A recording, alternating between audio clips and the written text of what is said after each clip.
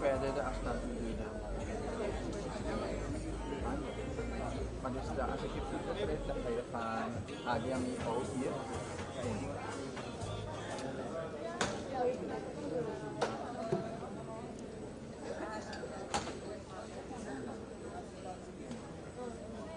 Dames en heren, welkom in de Assuria Hermitage High-Rise. U bevindt zich nu in het Assuria Event Center. In deze rookvrije ruimte gelden de volgende huisregels. Gelieve uw mobiele telefoon uit te schakelen of in de silent modus te plaatsen. In geval van een calamiteit gelieve gebruik te maken van de grijze exit nooddeuren aan beide zijden van het Assuria Event Center. Aanwezigen die zich op de eerste etage bevinden, dienen zich via de zijtrappen van het Assuria Event Center naar de begane grond te begeven. Het is niet toegestaan om gebruik te maken van de lift en de roltrap tijdens een calamiteit. In geval van een calamiteit staat het Assuria Event Center team gereed om u te begeleiden. Gelieve de instructies van het team stipt op te volgen. Bedankt voor het respecteren van onze huisregels en wij wensen u een prettige tijd in het Assuria Event Center.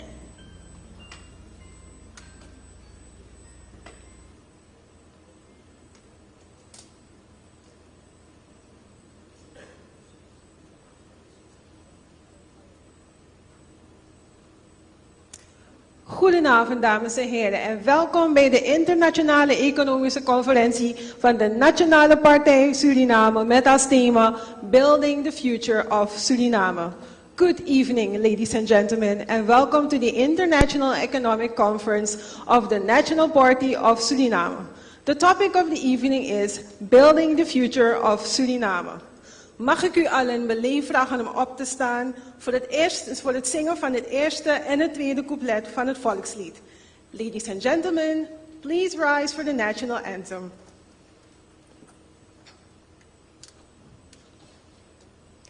God zij met ons Suriname,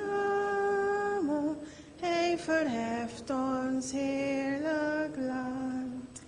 Hoe wij hier ook samenkwamen, aan zijn grond zijn wij verpand.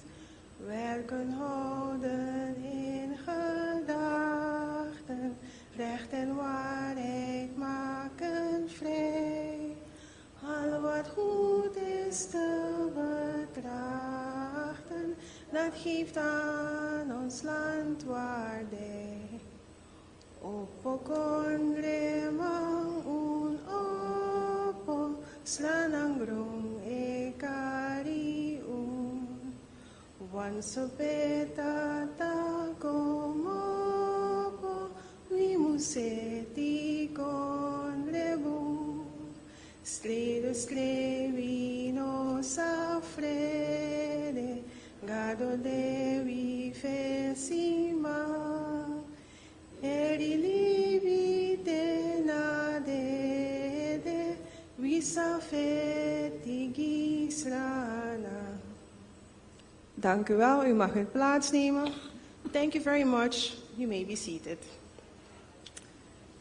Before the official start of our program, I will formally introduce myself. My name is Anaïsa van Varsjeveld and I am your Master of Ceremony for the evening.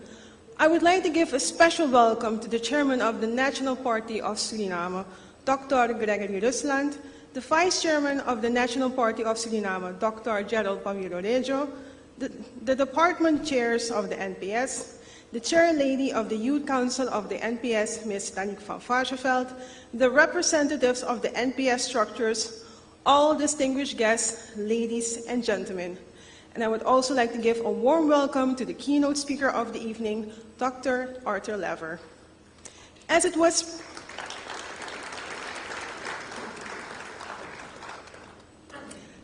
was previously announced, the topic of the evening is Building the Future of Suriname.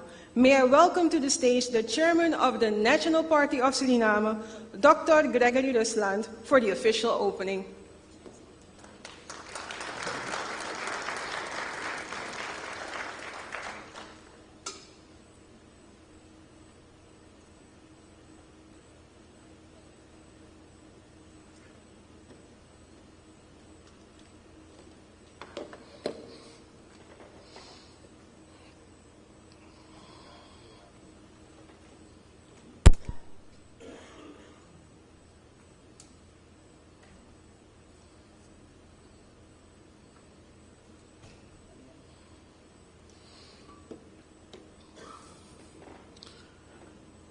Dames en heren, goedenavond.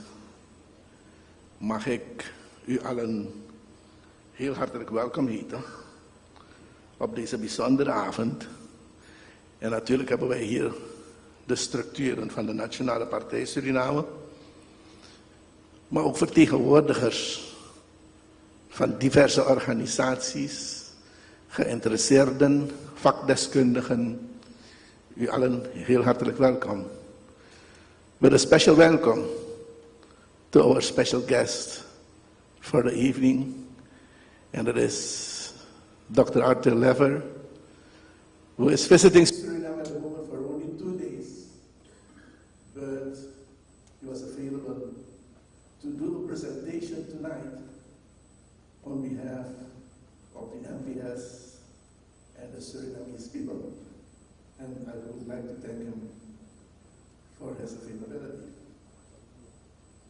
Het is mij een bijzonder groot genoegen, dames en heren, om u vanavond opnieuw toe te spreken als voorzitter van de Nationale Partij Suriname, bij een gelegenheid waar wij diepgaand kunnen gaan nadenken over de toekomst van ons land. Vanavond geven wij er een internationaal tintje aan, met als gastsprekers, zoals eerder gezegd, de gerenommeerde econoom professor Arthur Laffer.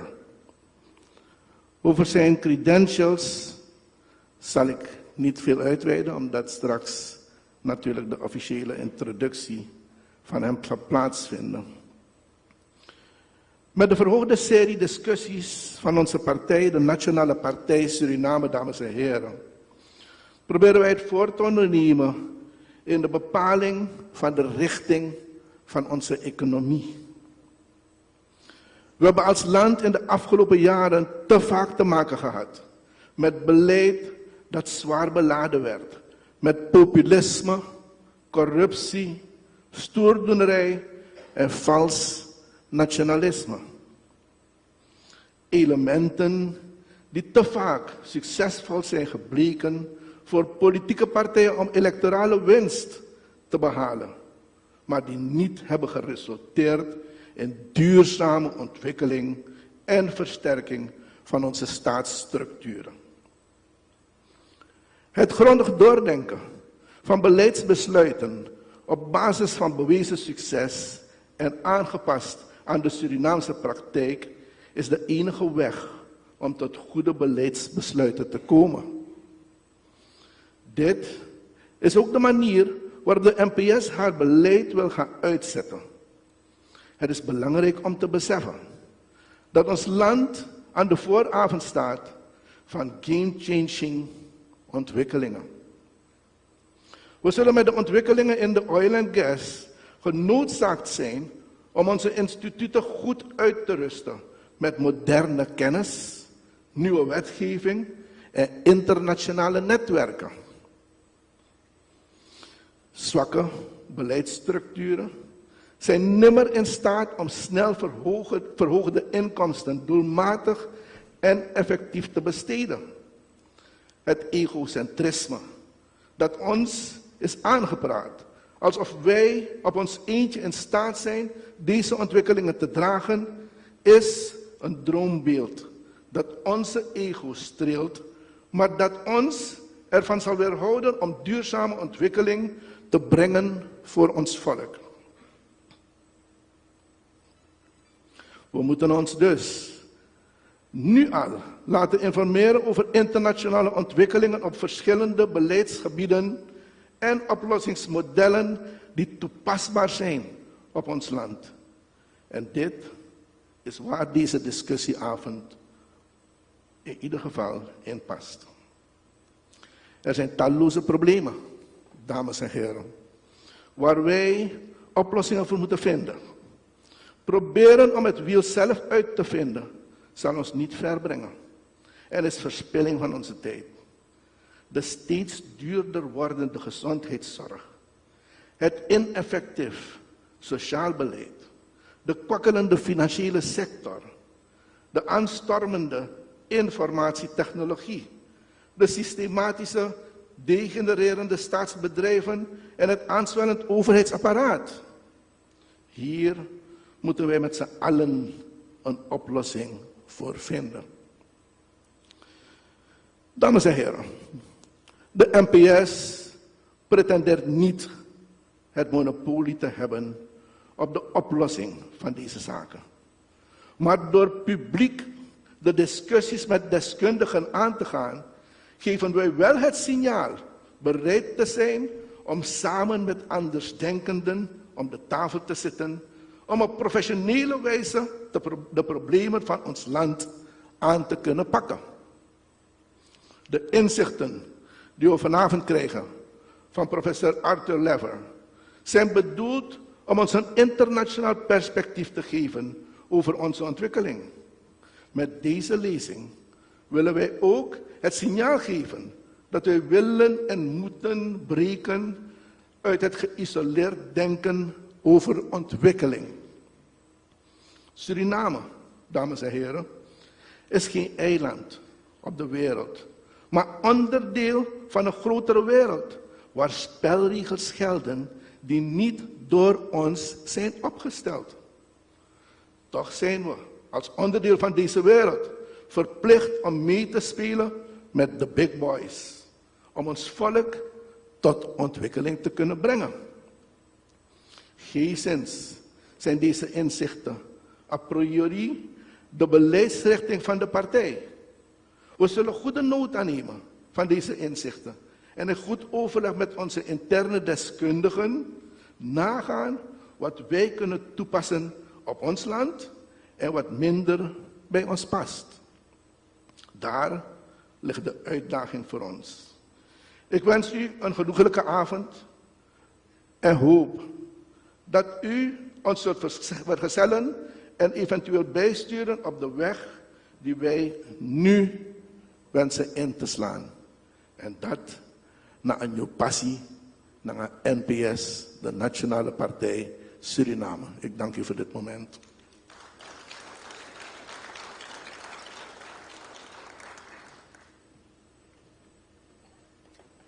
Dank u wel, voorzitter. Our keynote speaker of the evening is an internationally renowned American economist, best known for developing the Laffer curve, a concept that illustrates the relationship between tax rates and government revenue. His groundbreaking work emphasizes how strategic tax policies can stimulate economic growth while optimizing government income. Dr. Laffer holds degrees from Yale University and Stanford University, and his expertise has shaped economic policies worldwide. Notably, he served as an advisor to U.S. Presidents Ronald Reagan and Donald Trump, providing guidance on supply-side economics and tax reform.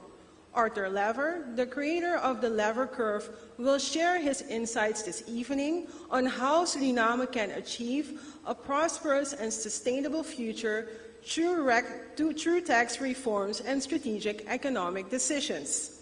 May I welcome to the stage Dr. Arthur Laffer.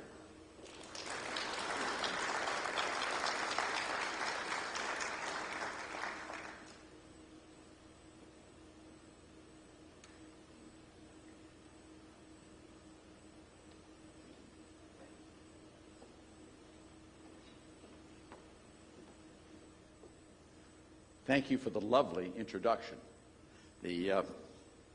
My mother and father, were they alive, would have been very proud tonight by the introduction. In fact, my father would have been extraordinarily proud, and my mother would have actually believed what was said. So, now, I hope you don't mind if I have a little fun with you tonight. Is that okay? Economics is really boring.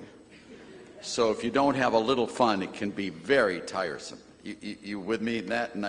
But before I start on that, I would like to thank all of you for inviting me here to Suriname. It's just lovely, wonderful. I mean, I look at the country and the diversity is amazing. Just look at all of you. It's an incredible group of people. The resources here in this country are unbelievable. And the languages, I don't know, 46 separate languages? I think there are more languages than there are people. Not true, but I do want to say, one, to the former Minister of Education, Levens. I had a lovely lunch with her today, and you should be very, very proud of the quality of the people who are in government here. Ms. Levens is very, very excellent. I mean, just wonderful. I met also with your Minister of Education, Mr. Ori, and also an extremely competent professional. But let me, if I can, before I go into the serious discussion, I would like to tell you a little story, if I may. Oh no, I'll be fine, and then I'll go over. She asked if I wanted to be seated over there instead of standing here, and I just told her I'm the same height either way. I was supposed to come 2 days early, but as you may know, there was a major weather event in the United States called an Arctic blast. This huge cold front came down from Alaska, snow everywhere, ice, the planes were all canceled, so I had to delay my trip. But I did come here, and you know, it reminded me, being here in this lovely warm country. I mean, it's just wonderfully delightful country.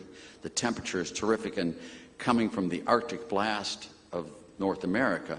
So I was reminded me of a story of once I was in Alaska. Do all of you know where Alaska is and how cold it is? You know, all the ice and cold, all the time. You know, it's just cold all the time. I was up there in Alaska, and I met this man who told me this story, which I'm going to relate to you. He told me this story about how he was wandering in the little outback in Alaska, and he came across this little bitty town, dirt road. The buildings were all wooden buildings. He saw this bar, and the bar had the doors that go, you know what I mean? The bar door, you open it up like the old Western movie, and he walked in there, and there in the bar was a sign that said, "Tough guys drink free." Well, he thought that was pretty cool. So he called the bartender over and he says, "Excuse me, I see the sign there that says tough guys drink free. Would you mind telling me what you think a tough guy is?" And the bartender said, "Stop right there. I tell you nothing. You tell me your story, and then I'll tell you whether you're a tough guy or not." Okay, he said, that's the rules of the game. Fine, I'll tell you my story. Now, do all of you know what the Iditarod race is in Alaska? They have the sleds with the dogs pulling the sleds over the ice and snow, and they have a race from one city to another city, miles and miles and miles away. And the man said, "I was on the Iditarod race, and there were all the sleds lined up, and it began, and all the dogs pulled the sleds." And he said, "I started off really fast, and my dog sled pulled me way ahead of everyone else. And I went up, I was great distance ahead of all the others. My dogs were really going fast. I came up over this ridge. And when I came up over this ridge, there was this huge Kodiak bear. Huge Kodiak bear. The Kodiak bear killed my lead dog and came down the sled. It tore my right arm off my body. My right arm, it tore it off my body. It threw my right arm in the snow. And so I got back, I reached in my backpack with my left arm. I lost my right arm. I reached in my backpack, I pulled out my Swiss Army knife. And of course, having no right arm, I had to open the Swiss Army knife with my teeth. And he said, I opened the Swiss Army, and I fought that bear for about 25 minutes, 30 minutes. Finally, I killed the bear. And then I went back into the snowdrift, and I was looking all around, and I finally found my right arm in the snow. I pulled my right arm out of the snow. I stuck it back in the snow. I leaned against the right arm, and I again reached in my backpack, and I pulled out a shoelace that I had in my backpack. And so with my Swiss Army knife and my shoelace, I sewed my right arm back on to my body. I then shut the Swiss Army knife on my chest, put it back in the backpack. I then took off with my dog sled. My lead dog had been killed, so without the lead dog, I killed, and I ran, and I ended up quite a bit behind, but I ended up 3 hours behind the lead sled, and that is my story. The bartender looked at him and said, "My goodness, that's an amazing story. You know, I've got to tell you, you are a tough guy, and you drink free." And he goes, "All right!"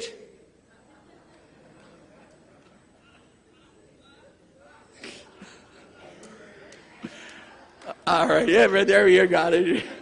That's my opening story for Suriname. Thank you for allowing me to be here. It's a great pleasure. And I'm going to have fun with you. I'm going to talk seriously as well, but I'm going to have fun with you as well. If politics can't be fun, I don't know what is. And I'm going to look at I'm going to start off with what's just happened in my country. We have a new president-elect. On January 6th, he was certified being the next president, a man named Donald Trump. I have known Donald Trump for years and years and years and years. Not really well, but I've known him, had conversations with him. I was at the opening of Jean Georges. He poured me a glass of champagne 20 years ago, so I've known him forever. And I want to talk about the election and about what you can expect. And I'm not going to get into the details of what I think is going to happen, but I want you to understand sort of the context of the U.S. political situation. Donald Trump won the election in a very large majority. He got a lot of the Electoral College vote, as you know, and he won all the contested states. He won all of those states. So he won by a large majority in our country's terms. When you look at all the other elections and what's going on in the United States, I like to put it this way, that there are 7 major positions of political power in the United States. 7. And let me go through them with you and show you just the unusual structure today of these positions of political power. Number 1, the top job in the country by far is the President of the United States. Donald Trump, a Republican, is the will be the President of the United States. The Republicans have that position of political power. The second most important position of political power in the United States is the most exclusive club in the world, which is the U.S. Senate. Now, the U.S. Senate had been controlled by the Democrats. They had 51 senators, and the Republicans had 49. In this latest election, the Republicans took control of the Senate by a large majority. The Republicans now have control 53-47 in the Senate. That's the second position of political power. Very important. The House of Representatives, the People's House, the lower house of our bicameral chamber, is the House of Representatives. And there the Republicans have a very, very small majority, but they do have a majority in the House of Representatives. So in the 3 top positions of political power, which is really highly unusual in the United States, all 3 are controlled by the Republican Party, period. The next position of political power is the United States Supreme Court. There are 9 justices in the U.S. Supreme Court. Of those 9 justices, 6 have been appointed by Republicans, and the Republicans have a substantial, one of the largest majorities in the Supreme Court in U.S. history. So you have the presidency, the Senate, the House of Representatives, and the Supreme Court. Now, the 5th position of political power is the Federal Reserve, the controller of the Bank of the United States, is run by Jerome Powell, who was appointed both by Trump and by Biden, but he is no friend of Donald Trump's, believe me. But the 5th position of political power is controlled by Jerome Powell, but his position will be his for about another year, and then Trump gets to appoint the next head of the Federal Reserve Bank. So within a year, year and a half, that position also will be controlled by the Republicans. So you have the 5 positions there. The next 2 positions are at the state level. And if you look at the state governments, if you look at the governors of the United States, we have 50 states. Of those 50 states, the Republicans control a large majority of those 50 states have the governors. So you have the President, the Senate, the House, the Supreme Court, not the Federal Reserve, but then the governors, and lastly, the legislatures of the states are heavily controlled by the Republican Party as well. You are seeing something that has not happened in generations. There is a very huge control of the political positions of power in the United States by the Republican Party. And for the first time in a long time, the Republican Party has been unified. And I just want to give you this because you are not looking at divided government today in the United States. You are not. You're looking at a very heavy control and power control by the Republicans, and specifically by Donald Trump. That you really have to understand to see how the politics of the U.S. is happening. I look at the policies. Now remember, I'm an economist. I'm not a sociologist. I'm not a religious person. I'm not a linguist. I'm an economist. So I look at economic policies exclusively as being key. When I look at economic policies, I look at the 5 grand kingdoms of macroeconomics, the rest of the world. The ideal policy for taxation, and I won't go into this in detail, but is the lowest possible tax rate on the broadest possible tax base. All taxes are bad, but some are worse than others. What you want, inflation, you want sound money, so you have no inflation whatsoever. The North Star of that is a stable currency with low interest rates and no inflation. Low rate, broad-based, flat tax, spending restraint, sound money. Your 4th grand kingdom of macroeconomics is in regulatory policies. We all know we need regulations. We all understand that. That's true. Without regulations, nothing would work. Nothing would work. But you can't have too many regulations where you don't have the freedom to work. So what you want to have there is you want to make sure your regulations do not go beyond the specific purposes at hand and create a lot of collateral damage. You want regulatory restraint. Low rate, broad-based, flat tax, spending restraint, sound money, minimal regulations, and lastly, and very importantly, especially here in Suriname, but in the United States as well, quite a 180-degree turn from the Biden administration, and not just Biden, it's been Republican and Democrat both ways. But it's going to be a very big, strong movement towards growth. And I'm just saying that to give you a sort of a forecast of the future of what I think is going to happen in the United States. And all of you follow what I'm saying here? And an extraordinarily serious problem. When you look at Suriname, how do you get sound money? You know, you look at Suriname, it's got a population of, I don't know, between 600,000 and 700,000 people. It's got a low level of market economy. It probably isn't really large enough to have a separate currency. It really large government. The government is very much of a political process. I think that the government is extraordinarily large, and you have a size of government issue here in Suriname that needs to be addressed. You also have a patronage system, which also needs to be addressed.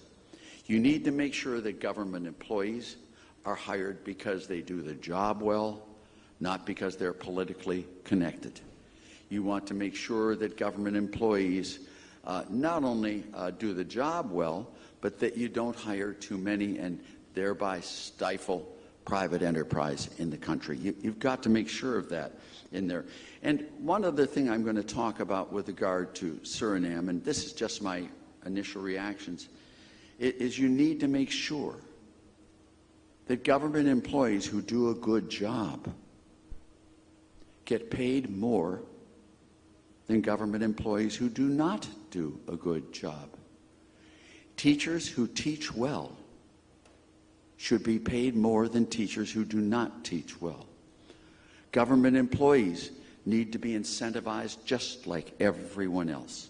In my view, and I say this jokingly, this is a joke as well, but you'll see the point, is that government officials are going to become rich.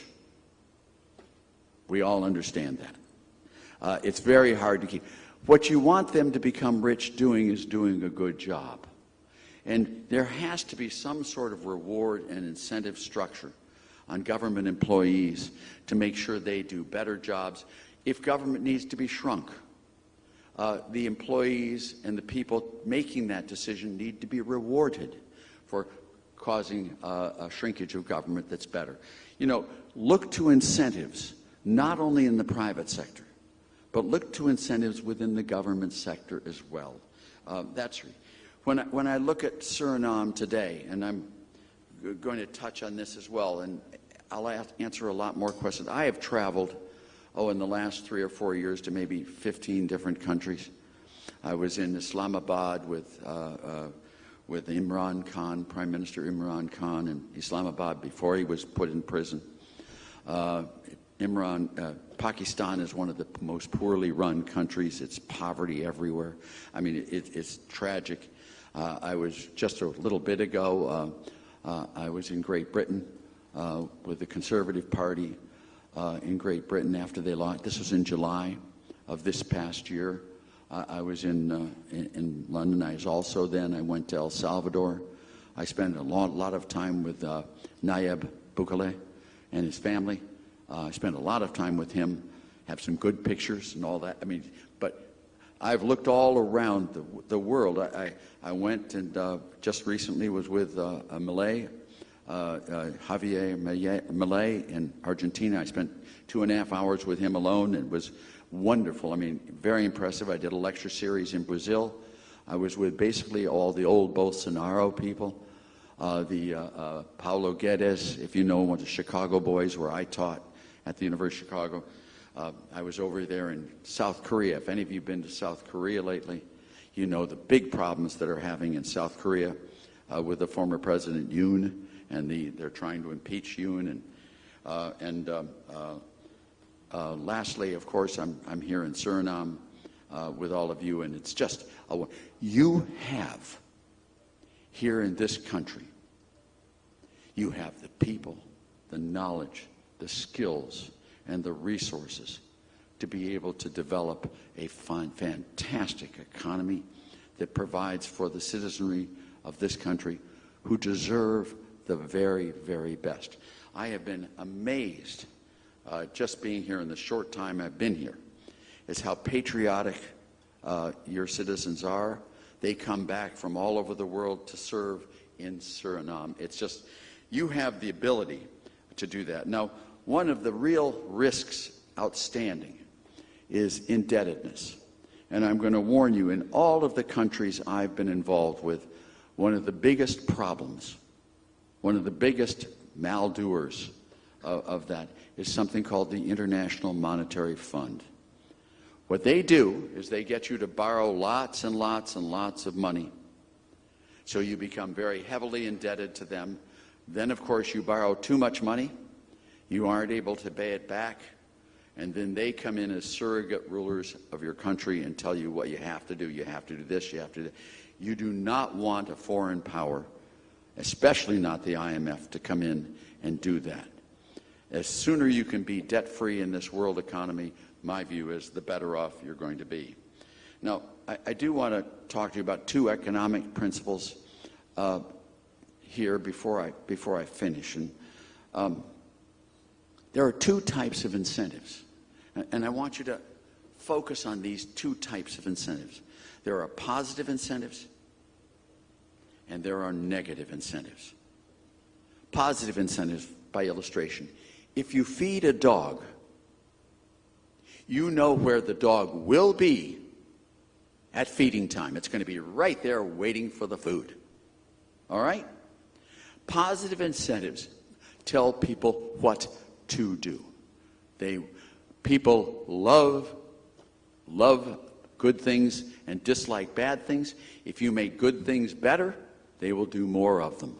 I mean, again, positive incentives are a terrific motivator to get people to do things that need to be done. There are another set of incentives that are called negative incentives that are very different from positive incentives. Negative incentives, for example, if you beat a dog, you know where the dog won't be. It will not be where you gave it the beating. But you have no idea where the dog will be. It's going to run and take off, but you don't know where it's going to go. Positive incentives tell you what to do. Negative incentives tell you what not to do. When you look at policies, you want to make sure you discriminate as to whether this policy is a negative incentive or a positive incentive. For example, taxation is a negative incentive. People will do all they can to avoid reporting taxable income. What you don't know is how they will go about not reporting taxable income. They'll use evasion, avoidance, underground economy, specialized goods, etc., or they'll just quit working. But negative incentives tell you what not to do, and positive incentives tell you what to do. incentive subsidies to products. When I'm talking here with you on this, and what I want to do is say, what you want to make sure you do on your policies is you want to make sure you understand that when you tax people, it's a negative incentive on the activity that's being taxed. When you subsidize an activity, it's a positive incentive for doing the act. What you don't want to do is create an incentive structure that works in the wrong direction for your country. You do not want to tax work and subsidize non-work. If you tax people who work and you pay people who don't work, do not be surprised if you find a lot of people not working. Just please don't. That's exactly the type of thing. You must look at all these policies. You know, to have a moral government, to have moral policies, you need to not only be warm-hearted, you do have to be warm-hearted. You have to want to help those who can't help themselves.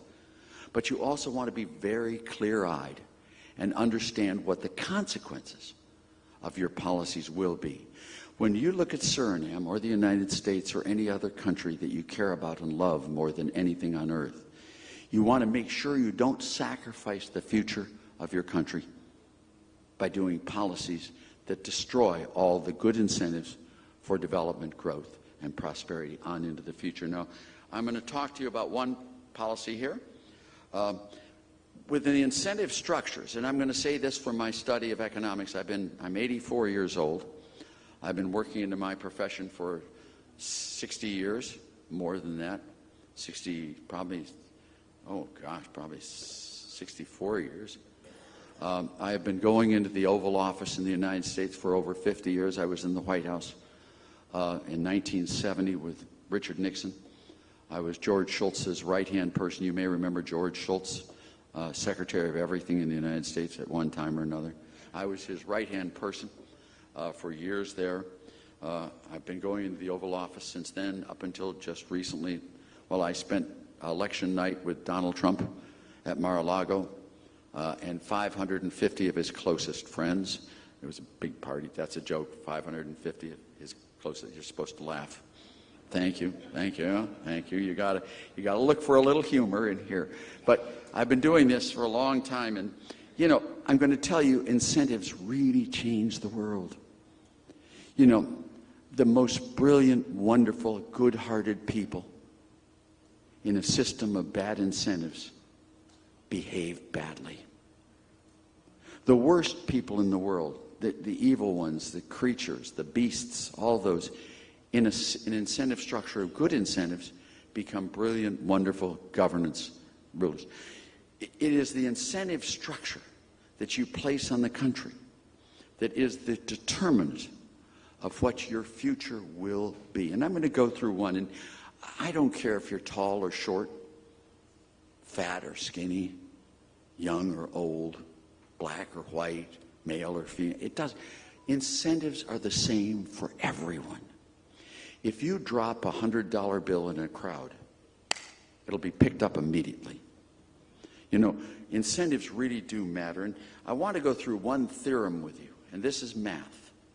This has nothing to do with your party, your political leanings, what your feelings are. It's strictly math, but it's a theorem. It's a math theorem that is always, almost always overlooked. And it's called the transfer theorem.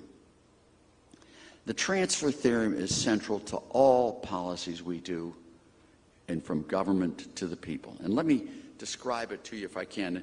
A transfer occurs when you take resources from any one group and give it to some other group. It can become in the form of government spending. It can become in the form of progressive taxation. It can become in the form of specific regulations that hit one group, not the other group. Anytime you take resources from one group and give it to another group, you have transferred those resources, and they will have an impact on your economy. And, you know, Social Security, for example, payments to the elderly. They take resources from the young, and they give those resources to the old. That is a transfer. You have other ones, welfare payments, unemployment benefits, all of these. They take from workers and they give those resources to non-workers. That's a transfer. There are all sorts of regional transfers. There are all sorts of transfers. But when I do this theorem with you, I'm going to do it slowly. I'm going to do it hopefully carefully, and you'll be able to watch me whether I do, Minister, there. But I'm going to try. I'm going to use the traditional dichotomy for this transfer theorem to explain it and to make sure that you see the power of this theorem.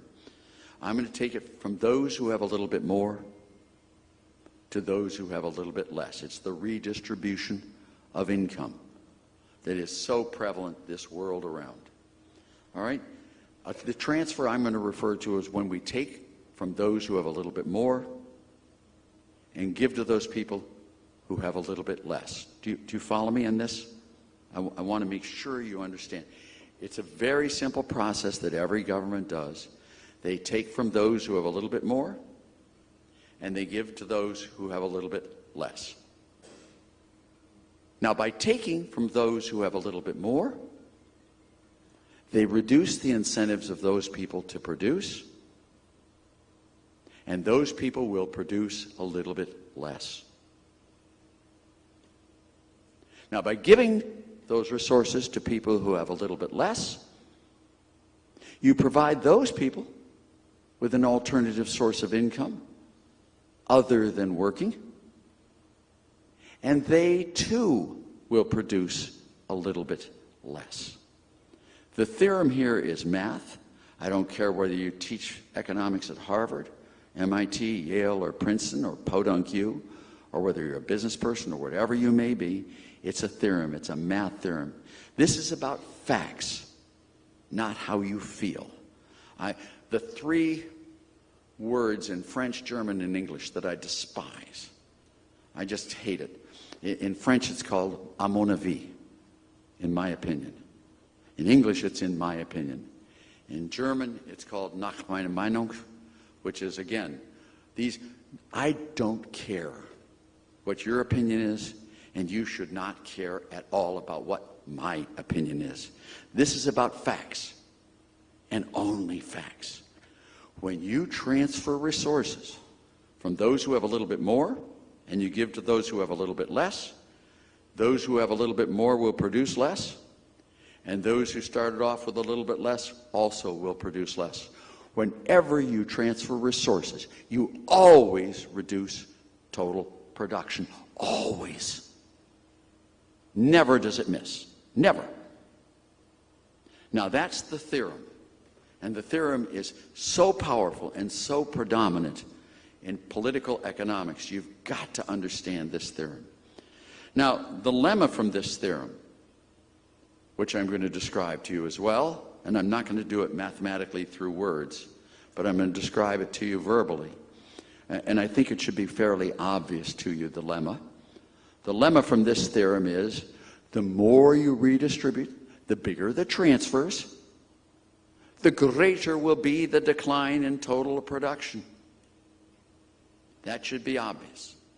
The transfer theorem is, if you transfer resources, production will fall. If you transfer a lot of resources, the production fall will be large. That's the lemma. Now, the limit function of this theorem is critical. It's so popular, especially on university campuses and in certain political rhetoric, but it's in every party, it's in every politician, is the redistribution of income. The limit function of this theorem is, if you are able to transfer enough resources so that every person ends up with the exact same amount, if you were able to do that, there will be no income whatsoever. And oh gosh, do I wish Bernie Sanders were sitting here today, or Elizabeth Warren, or Ocasio-Cortez. Let me prove this theorem to you, because it's really important you understand. It's the Robin Hood theorem. And let me prove it to you. In order to get everyone to come out exactly the same, what you would have to do is you would have to tax everyone who makes above the average income 100% of the excess. And you'd have to subsidize everyone who earns below the average income up to the average income. And only in this way can you guarantee that everyone would be exactly equal. Now, if you actually were to do that, if you actually were to tax everyone above the average income 100% of the excess, and if you actually subsidize everyone below the average income 100% of the differential, I will stipulate today, Counselor, we'll all be equal at zero income, period. Now, I have tried to explain this theorem to my students, and of course I have a very hard time explaining to my students because they've never worked. They don't understand who this FICA guy is who takes all my money. They're in an idealistic world there. So I tried to make the example fitting my students so they could understand it, because they've never worked, they don't know what taxes are, they don't know what subsidies are, they don't know what unemployment benefits are. So I tell my students, if I ran this class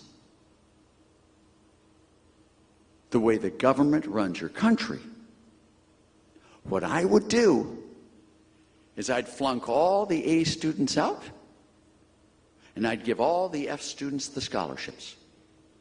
Now, before you giggle, don't giggle. If I actually did that, if I flunked all the A students out and gave all these F students scholarships, my A students happen to be a little bit smarter than my F students. So once they know the new rules,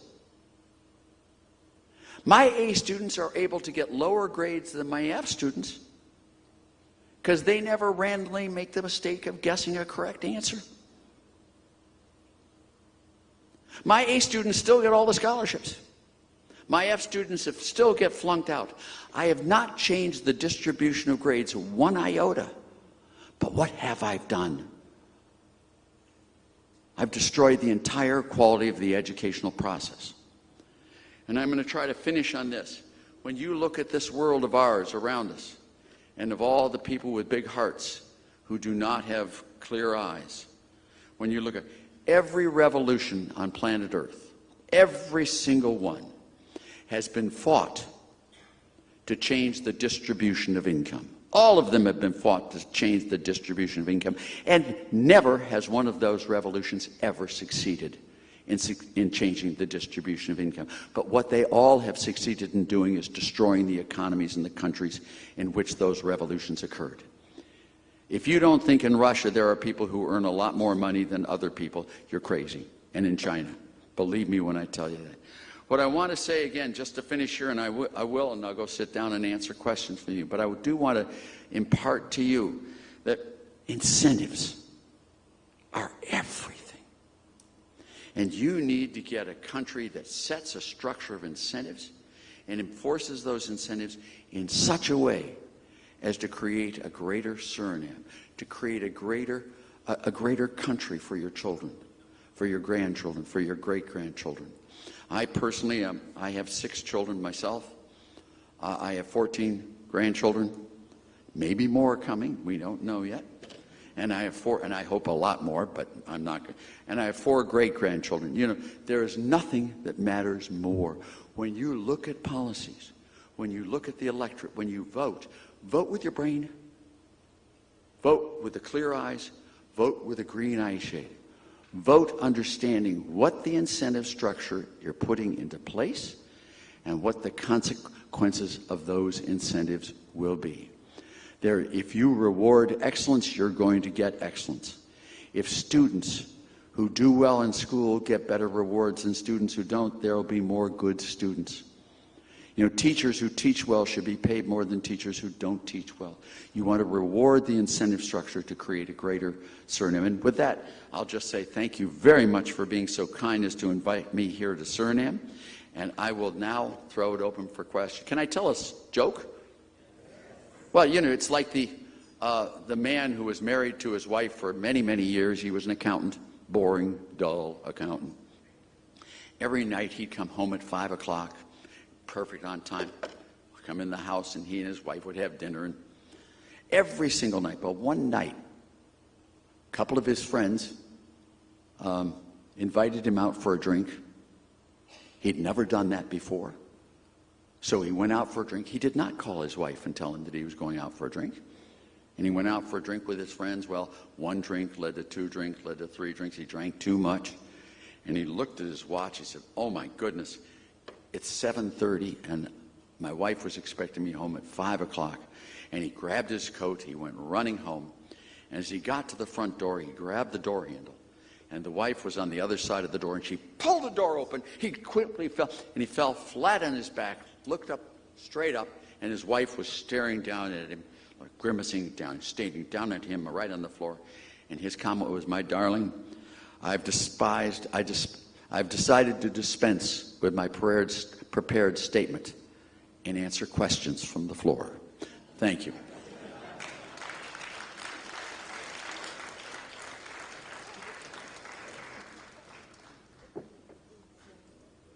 Thank you, Dr. Laffer, for your very informative presentation. I'm very sure that the audience is very eager to ask a lot of questions. We gaan nu over naar de vragenronde. En dat betekent dus dat u vanaf dit moment in de gelegenheid bent om vragen te stellen. We gaan wel aan elke vragensteller het verzoek doen om het zo kort mogelijk te houden. Dat u uzelf kort voorstelt, liefst geen inleiding houdt en dat u probeert om uw vraag binnen een minuut te stellen. We have now entered the question round, and as of now, you have the opportunity to ask questions regarding the topic. We will ask each person to introduce themselves briefly and to answer questions within a minute. The floor is now open for questions. Don't be shy.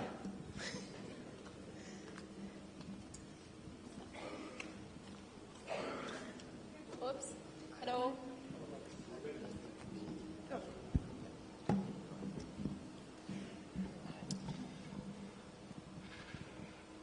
Thank you very much, Professor Lasser. Introduce myself. I am Geert Kamerlings, and I live in a semi-communist country. The question is, how many semi-communist countries do you know in Europe? I lived in Europe as a child. I went to the University of Munich. I speak German. I don't speak Dutch. But I went there, I lived there for a long time, and my first wife was from Britain, and I spent lots of time in Britain and in Germany and in Europe. In France as well, I was on the board of a company you may know called Vivendi, which is a French company, Vivendi Environnement, now called Veolia. I was on the board of that company for 15, 20 years, so I'm quite familiar with Europe, and you're correct. It is semi-communist. The country is Belgium.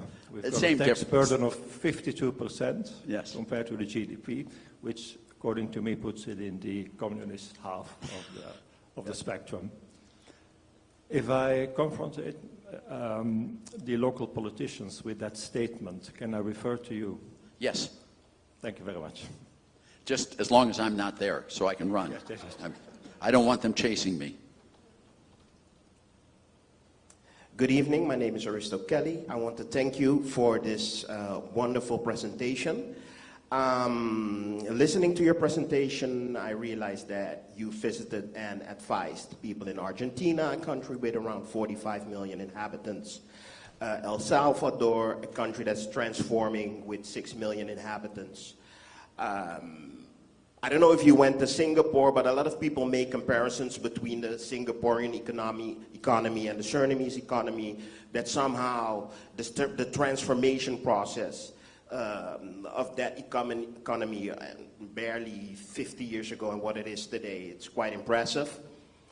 My question to you is, Suriname, we have like 600,000 inhabitants. You probably know these last days that you visit this country that we have like a high level of corruption, friends and family, you know. So when I listen to your speech about how the quality of education drops when you basically help the weaker ones basically to get stronger, that the smarter ones basically drop. It's the situation we have here. My question to you is, what policies do we need? Do you think, first of all, that a nation with barely 600,000 inhabitants is able to actually become a production superpower in this region? And secondly, if not or if yes, what policies do you think from an economic standpoint do we need to put in place to basically become a pull factor to get more people, if that's something you think would be needed to grow production-wise?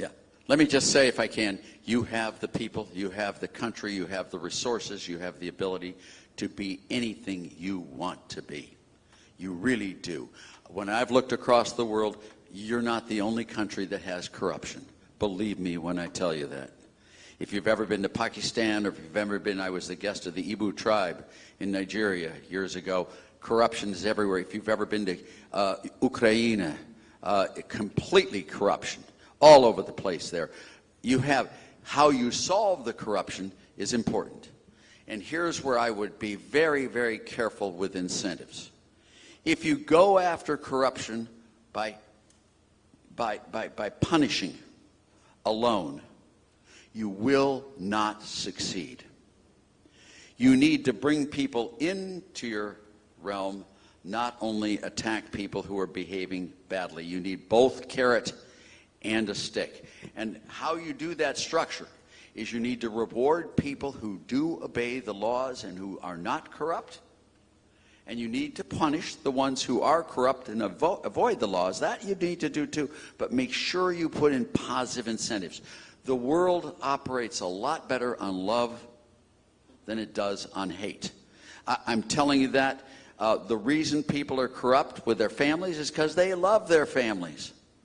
Now, what you have to do in this situation is create an alternative universe for these people to be able to satisfy the needs of their families without being corrupt.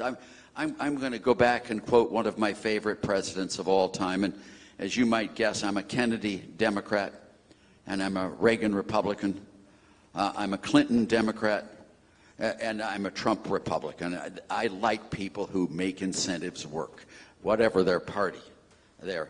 John F. Kennedy put it this way, and let me, if I can, paraphrase him. He said, the best form of welfare is always a good, high-paying job. That is the best form. You need to provide economic growth and opportunity for people so that you don't reward just those people, corruption and bribery and family relations.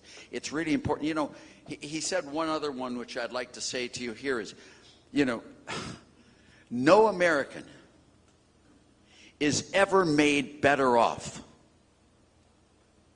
by pulling a fellow American down. And we are all made better off if any one of us is made better off. And then he did his famous line, which everyone quotes, a rising tide, it raises all boats. What Suriname needs to understand is that everyone will ultimately be better off. If you eliminate corruption, you have low-rate, broad-based flat taxes, spending restraint, sound money, minimal regulations, and free trade. Everyone in Suriname will be better off, and the future will be very, very bright. If, in fact, you go the other way, you will never get out of the swamp. You will be stuck in the swamp for eternity. And, you know, I tried to go through a couple of things with you here where I think you're captured. The IMF is not your friend. The IMF is not. I'll tell you, the corruption in government is not your friend. But you need to provide alternatives in that. Can I take a second out here? Yes. Just let me, if I can. I just finished a book, very nicely. It's called Taxes Have Consequences. And let me describe to you this book. And I did this book. It represents 40 years of my work. It came out 1.5 years ago, 2 years ago. It's called Taxes Have Consequences. It's the complete history of the U.S. income tax, from the beginning of the income tax in 1913 to the present. I have, and I did it, by the way, with Dr. Gene Sinkfield and Dr. Brian Dimitrovic as my co-authors, two very good, very competent professors, doctors. We have every single tax return. Every one. from 1913 to the present. Now, they didn't tell us the names of each one, but we know the tax return. We know the last tax return in the top 1%, and we know the first tax return in the bottom 99%. We have them all. It's on computers.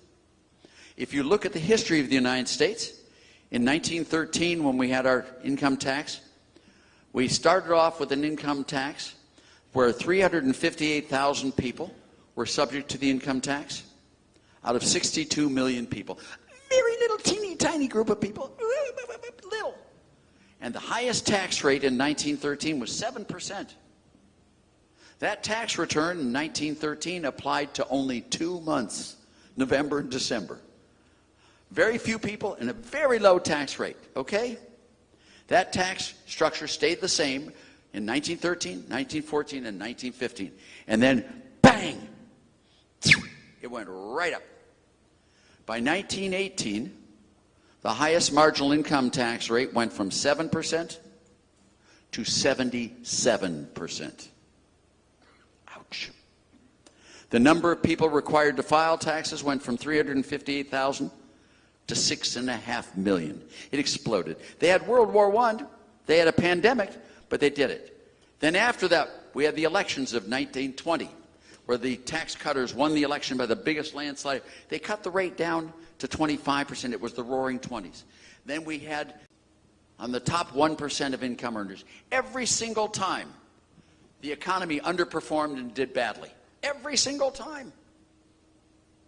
Every single time we raised taxes on the rich hired lawyers, accountants, deferred income specialists, favor grabbers, lobbyists, whatever it is, or moved to different countries or whatever they did, and they paid less in taxes.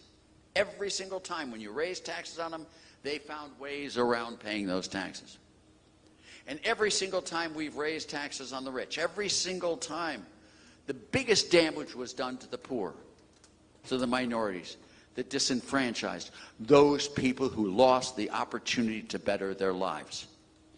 Every single time we've cut taxes on the rich, every single time, the 1920s, the Kennedy go-go. And then what happened to Cameron when he came in there? He cut it from 50 to 45p. There was a little improvement. Ooh, they were all so afraid. Don't be afraid to be bold. I can tell you these countries, I can go it in every single country you can name. You know what happened when Menem was president of Argentina. I was there with Menem all the time. There, Domingo Cavallo, Roque Fernandez, Pedro Pou. They were all my students. You saw the Renaissance in Argentina when he was there. You saw what happened under Sergio de Castro and Rolf Luders and all the group under Pinochet and the tax cuts, the pro-growth in Chile. You saw what happened. The best performing country in Latin America, Central South America, for 33 years. Now it's gone over the board. You saw what happened when the Chinese government cut tax rates dramatically, repegged the yuan to the US dollar, and opened up free trade in 1970. I was the first American in modern times to go to China. And I was there, and I went there hating China. I didn't like the Chinese, the Korean War and all that. I fell in love with China. China is the most wonderful country on earth. The people are just terrific, like everywhere else. The people are wonderful. China had the greatest development in history ever. Now under Xi, they're reversing this. All there now. You know, when you look at these lessons are universal.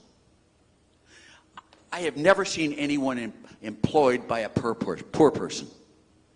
I've never heard of an economy taxed into prosperity. I've never heard of a poor person spending himself into wealth. It doesn't happen, people. Please, this is about facts. And if you look at how facts work, it's sometimes very different than speechifying and podiums and lections. I'm here for the poor people. Facts. How do you make a country prosperous? Not how do you talk about it. And we're here to make a country. You people have it in your power right now to make Suriname a shining star of this universe.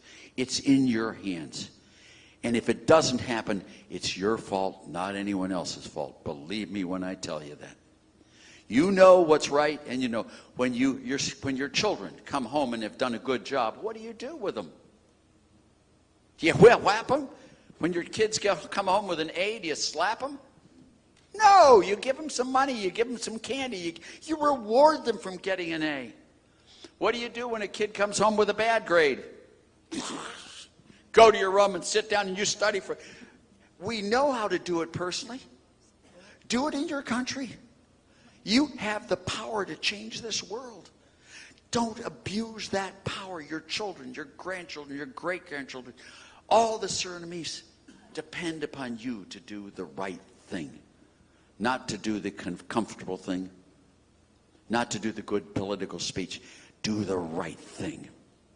Oh, enough of my lecturing. But you get my book, Taxes Have Consequences. Look at it. It's published in all sorts of languages, most of which I can't read or write or blah, blah, blah. But look at it. You can see the facts. What happened during the Great Depression? Herbert Hoover raised the highest tax rate from 25% to 63%. Guess what happened? He had a depression. Roosevelt comes in. What does he do? He taxes gold. He makes it illegal to hold gold. He has a wealth tax in the U.S. It goes right to the basement. Then in 1935, we raised the highest tax rate to 79%. Then we raised it in 1944 to 94%. The highest tax rate in the United States in 1944 was 94%. If you earned $1, you were allowed to keep 6 cents. Guess what people did? You know what they did. I know what they did. The North knows what they did. Tell the truth and tell the thing that is not the way to make things prosperous. Well, you hear me. I'm here to help you at any time I can. But always look clearly at the facts and base everything on facts, not on opinions.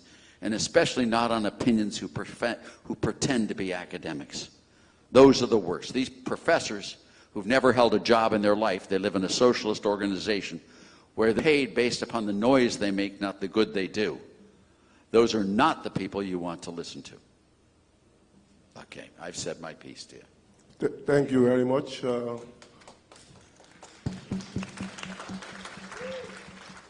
My name is Henry McDonald. I've lived and studied in the United States for 22 years in Washington, D.C. and in New York. And I was also the ambassador of Suriname at the United Nations. So in practical terms, I have one question.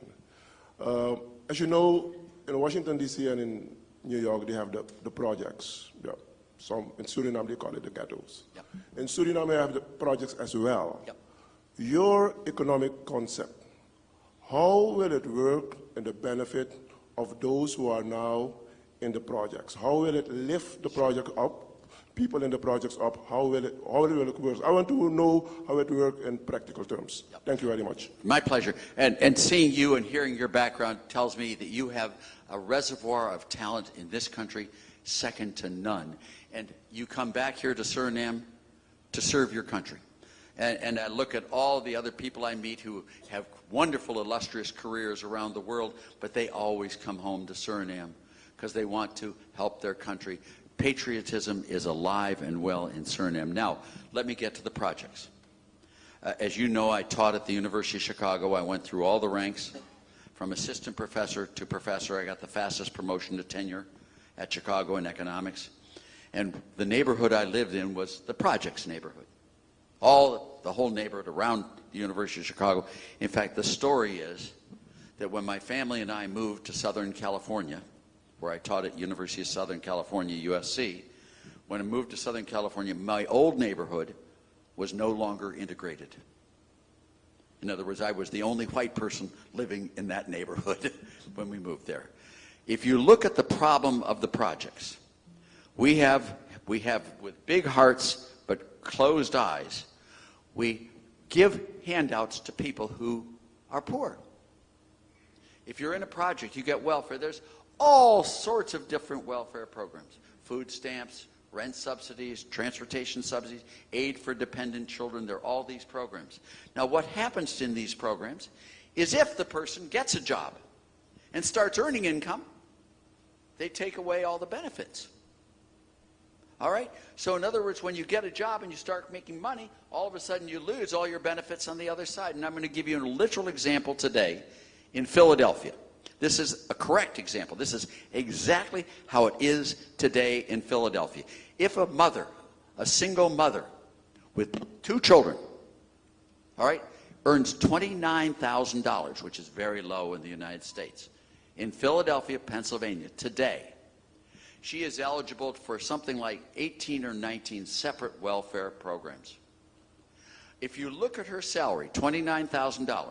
Now let me just take you through. You get $29,000, you take out all the taxes from that, and you get the cash payment that she would get if she earned $29,000. You follow what I'm talking about right here. All right, that's the cash she gets for working. But then, in addition to that cash, she gets the cash value of all the welfare benefits she's eligible for, 13 or so programs. So if you add both of those together, you get the cash benefits she gets from working, and you get the cash benefit from all the welfare payments she gets. So you get the total amount of resources she has. Now let's imagine this mother has gumption, drive. She's not lazy, she's not dumb, she wants to do a better job. So she goes out and works at night, stays, just does a wonderful job, studies at night, and she is able to better herself so she can increase her income from $29,000 to $58,000. How wonderful. What a great job this woman has done. Now let me take you through the same calculation. This woman now earns $58,000. If you go through and calculate all the taxes that she is required to pay at $58,000, they're a lot higher than when she was earning $29,000. The more you make, the more they take. So now you get the total cash payments she receives from her income at $58,000. You follow me? Now you look at all the social welfare benefits this mother is eligible for, and she's no longer eligible for any of these welfare benefits. She makes too much money. So she loses all of her welfare benefits, and she has more income taken out of her pay. And if you take the total cash benefits, now this is the truth, the whole truth, and nothing but the truth in Philadelphia, Pennsylvania today. If you take the total cash benefits of $29,000 income and the total cash benefits of $58,000, they are exactly the same. I calculated those to make them exactly the same. She is taxed 100% of all the improvement in her standard of living. How much would you work at 100% tax rates? In many of those categories, the tax rates are over 100%. If you face taxes of over 100%, if every time you went to the office, instead of getting a check, you got a bill, how long would you work? None. Now that's why in 1974, I wrote a program. I wrote a program called Enterprise Zones. That's my program. I wrote that back then in 1974. I would make the inner cities, the projects, as you call them, I would make the inner cities tax-free. No payroll tax, either employer or employee, up to $50,000 a year income. No income tax, either employer or employee, up to $50,000 a year income. I'd get rid of all needs tests, means tests, and incomes tests in the programs there. I would remove all the regulations, restrictions, and requirements in those areas. I'd get rid of the minimum wage. These kids, they're not worth $15 an hour. They're not. They've never had a job. So if the minimum wage is $15 an hour, they aren't going to get a job ever. After being unemployed for a year or two, they become unemployable in the projects. After being unemployable for a year or two, I don't know why, they become angry and hostile. And then you have to spend a fortune protecting yourself from them. You make people poor enough, and I guarantee everyone will be a criminal. There is nothing wrong with the people in the projects. There's something desperately wrong with the incentive structure in the projects. So what my proposal was to get rid of the payroll tax, get rid of the income tax, get rid of all the regulations, restrictions, requirements, get rid of the minimum wage, and allow people to earn their way out of the welfare poverty traps, not be stuck with a ceiling that they can never break through. It is the most racist, the most discriminatory against the poor I have ever seen in my life. And I watch my country, every one of the politicians who espouse the politics of the projects that you talk about. I try to help the poor by giving them money. But once they're no longer poor, I take the money away. Yeah, they create the poverty. It is the most horrible system that I've ever seen. Think carefully, people, before you put in plans, because you will reap the rewards of your policies. And if you put in policies like we have in the projects, you will get a lot of poverty. Do you understand what I've just said? That's why I wrote Enterprise. I tried to go with all my Democrat friends to find them, Jerry Brown, and I worked with the Democrats more than I have Republicans in my life, and I couldn't get any of them to. I found 2 people who liked my enterprise zones. Both of them white guys, one of them who wished he were black, and the other one who'd never met a black. The first one was Jack Kemp, a football player you may know, Kemp Roth, and the other one was Ronald Reagan. And we put through enterprise zones in there, lower tax rates in the enterprise zones. They didn't do a good job on it. They made it all bureaucratic and full of legalese and this garbage and junk. But they tried. This time we're going to do it. This time we're going to provide opportunities for the poor, not keep them in slavery. Do you follow what I'm saying? Please do. You know my country, and you know exactly what I'm telling you. And you know it's exactly the truth. And all these other liberals would come here and tell you, oh, he's this Laffer. No, they are just as smart as we are. They're just as good as we are. They're just as fine people. They love their children just as much as we do. We've put a bad incentive structure on these wonderful people, and it's created a monster. That's why I tried to tell you, the best people on earth with bad incentives are horrible. The worst people on earth with the correct incentives are wonderful. It's the incentive structure you have to worry about, not the people. Believe me when I tell you. And anyone who tells you the other way around, kick them in the pants and tell them to get the hell out. Sorry, I'm lecturing now here. But this is the truth. Okay. This is what you need to understand. Work on results. Make your country great again. And let people make their own decisions. People are better at deciding what's good for them than the government is. They really are. And if you don't have all of this poverty, you'll get much less crime. You know, yes, you do need to punish criminals. Yes, you do. But provide them with opportunities so they don't have to be criminals. Please. Recognize that they're humans too. And if they have good, high-paying jobs, they're not going to be rioting in the streets. They're not going to be robbing stores. Please understand what I'm saying. The most enlightened government is the government that lets people help themselves rather than tries to help them itself. Next question. Yes. Where? Raise I'm your here. hand. There you are. Woo! Hi, There you Professor. are. How are Yes. you doing? I love it here with you guys, by the way. Nice You know, to meet when you. I did this with Bukele, not with Bukele, when I did this with Malay a few weeks ago, 5 weeks ago, I spent about 2.5 hours with him, just the two of us. And when I started lecturing like he did, Professore, he'd say, Professore, and I said, okay, stop. I know I'm about to get chastised, so I'll stop. But remember, the only reason I'm here with all of you today is to help you make better decisions. I'm 84. I'm not building my resume. Believe me, I'm not.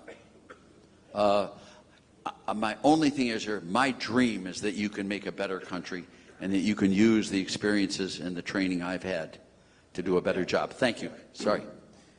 Yes, Professor. I'm really glad that you can share your great knowledge with us, and that you also took time to put it in books. So you spoke about incentives, giving people the right incentives. You spoke about taxes. You're not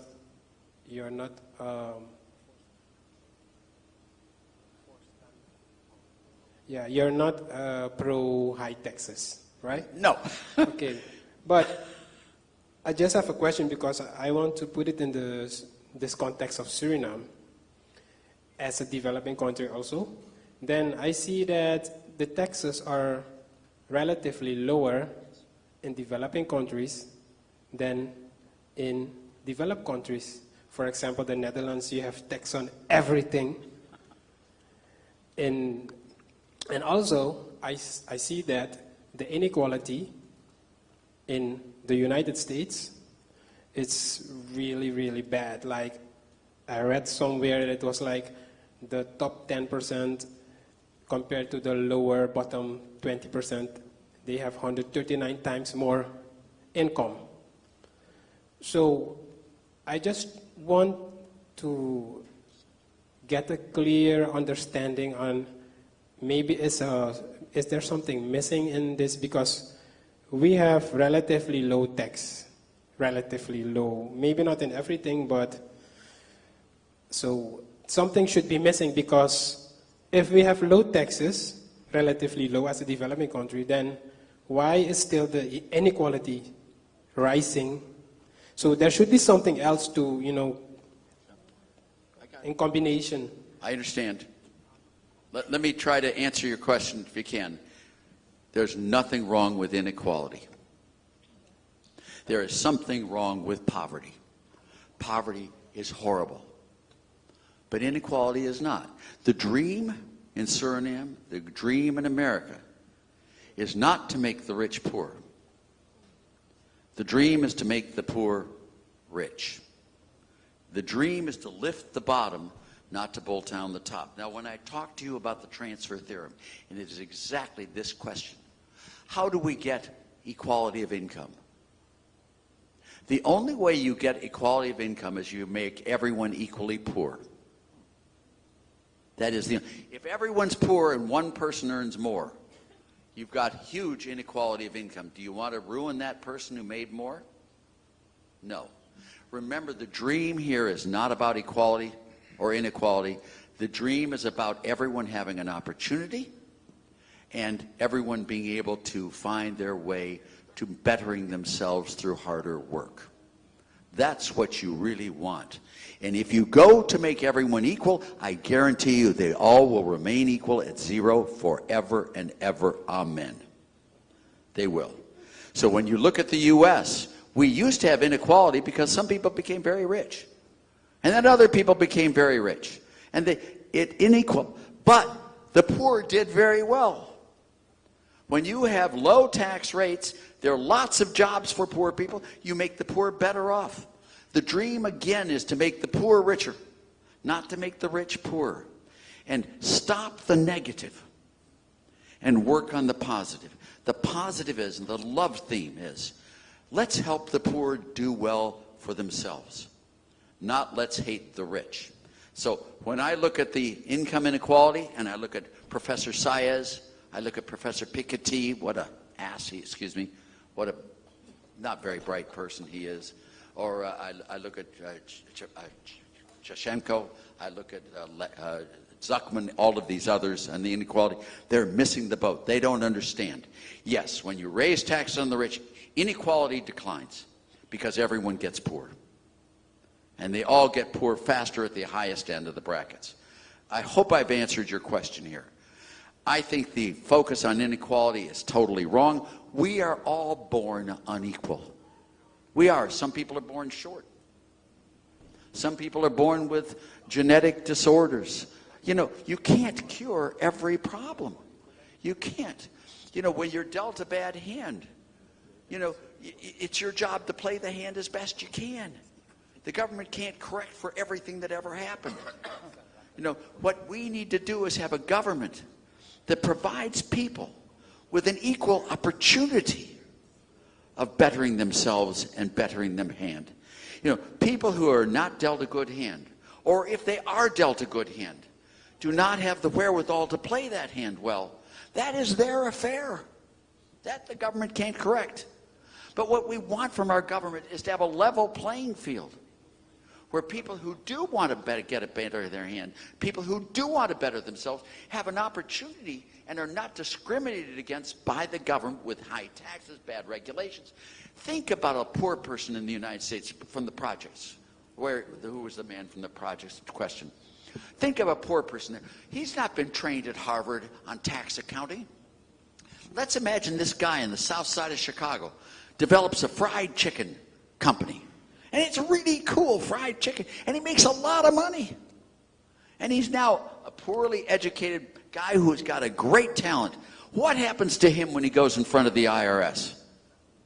He doesn't know how to fill out a tax return. He doesn't know how to hire a tax lawyer. He doesn't know how to hire a... When you see 4 or 5 people hanging out with Obama, do not think that these are 4 or 5 street people trying to explain to Obama what it's like being poor. This is 4 or 5 people from Goldman Sachs trying to get Obama to back a program that when they go back to Goldman Sachs, they can sell it to their rich friends to be a tax shelter. Do you know how much in taxes the rich pay? Nothing. And not illegally. That's perfectly legal. I wrote this whole thing on Warren Buffett. Warren Buffett, in 2010, paid almost $7,000 in income taxes. And his income in that year, in economic terms, was $13 billion. And he paid $7 million in taxes. Professor, I don't want to interrupt. But please do. But I really want to hear a clear answer for Suriname because I live here in Suriname. And because as I'm listening to you, it looks as if we are being afgeleid. Hoe zeg je afgeleid ook alweer? Distracted by the statistics of, let's say, the IDB. Because when they make the statistics, they look at the inequality curve, or how you call it. So are we being misled by wrong statistics? Yes. That's the first question. And the second question is still the first question that I asked. We have low taxes here, so what else can we put in combination with the low tax every country to have more success? Yeah, every country has a different set of policies of the 5 kingdoms of macroeconomics. For example, in the U.S., trade is much less important than it is for Suriname. I think your exports are equal to your GDP or some huge number. I mean, you know, when you look at it, each country has its own specialty. The U.S. has monetary policy. Almost no other country really has monetary policy. The dollar pretty dominant in the world. So when you look at what I try to do here is I don't know all the details of Suriname. I've looked at a lot of Suriname policies. But you have regulations, restrictions, requirements, and all sorts of other policies that follow the same principles that apply to taxation. And what you need to do is to use those same principles for all the different policies. That's all I would say here in Suriname. I don't know enough detail to tell you exactly how you should run this plan or that plan or the other plan. I don't. But when you look at all of your programs here, the same principles apply. So that's what I would do with regard to Suriname. I use taxes as an example because that in my country is a big, big deal. It's not as big a deal here, but I'm sorry I was trained in the U.S. But use the same incentive structures, the same principles when you operate here in Suriname to figure out what policies are good for Suriname and which ones are not. But usually hiring family members and over-hiring in government and payoffs and bribes, etc., probably is not a good idea. I'm just saying. Thank you. Are there any Next, thank you. Yep. Mr. Laffer. Where are you? Who are you? Hand? Where? Yeah. Mr. Laffer, good evening. Oh, there you are. There you are. Yes. Thank you. My name is Gracilio Clive Kwekuba Pigot. I have my African name from the Ashanti King, which I'm very proud of. It's a link with the upcoming market, Africa. I'm a very huge fan of Donald Trump. That's beside. I have a question about incentive structure. I have no question about taxes because in Suriname we don't pay tax. Okay. You talked about your students. Can I move to Suriname, please? Yes, right away. You talked about your students, A and F students. Very interesting. I want to add a third student category. Those are the students who cannot afford your class. I'm seeing here the Honorable former Minister of Education, Mrs. Marie Levens, and I uses her figures. So I'm now coming to the figures, because in economy we work with figures. 45% of our people cannot read or write. Keep that in mind. 45%. You heard about the final investment decision on oil and gas, 10 billion, 10B. And another 13.2B is coming. That makes almost 25B. 2 to 5% of this 25B, according to international standards, is for capacity building within the framework of local content policy. We're talking about average 1B. So we have half of our population cannot read or write, and the law says 1B, you have to invest in the Surinamese population and also in them. So what is your advice on this incentive structure when you hear these figures? Am I clear? Yeah, your figures are result figures, and I understand those figures, and they're tendentious in the sense that the figures sit there implying that there's an easy answer. Take that money and use it, and you've got the schools will be great, and you'll be Harvard for everyone here in Suriname. It's not true. But let me, if I can, the one thing I'm shocked at in Suriname, I mean shocked, not bad, I'm just, how many different languages are spoken? How many different languages there in the native population in the south of Suriname?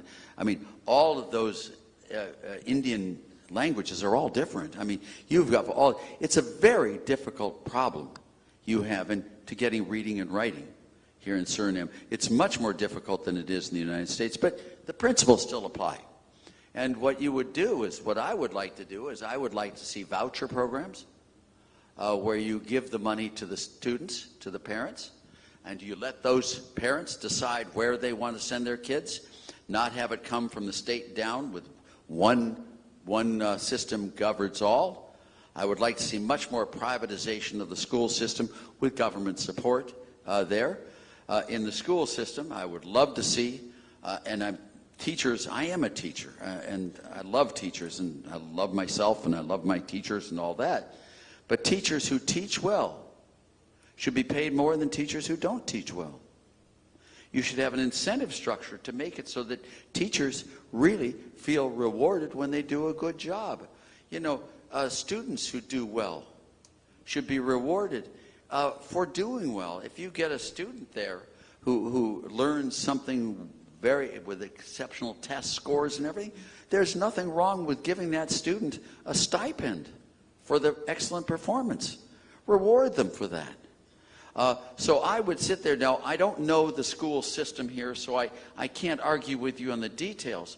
But think about your school system where you find students who do well should be rewarded, financially rewarded. Parents and school administrators who have performing schools that do very well should be rewarded more than schools that don't do well.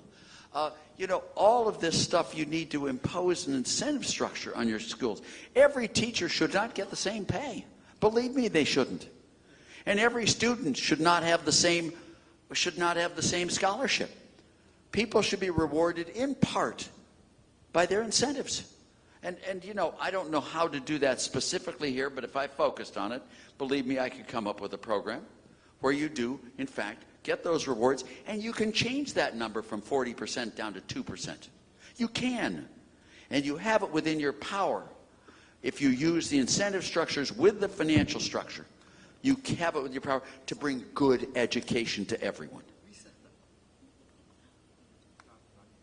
And I've talked to one former Minister of Education today, and she's amazing. And I talked to the current Minister of Education today. He's amazing. And they understand the student system really, really well. I was very impressed by the quality of their understanding of the educational system. Nope, what, you waved your hand. You don't believe me? Oh, you don't? Well, tell me why.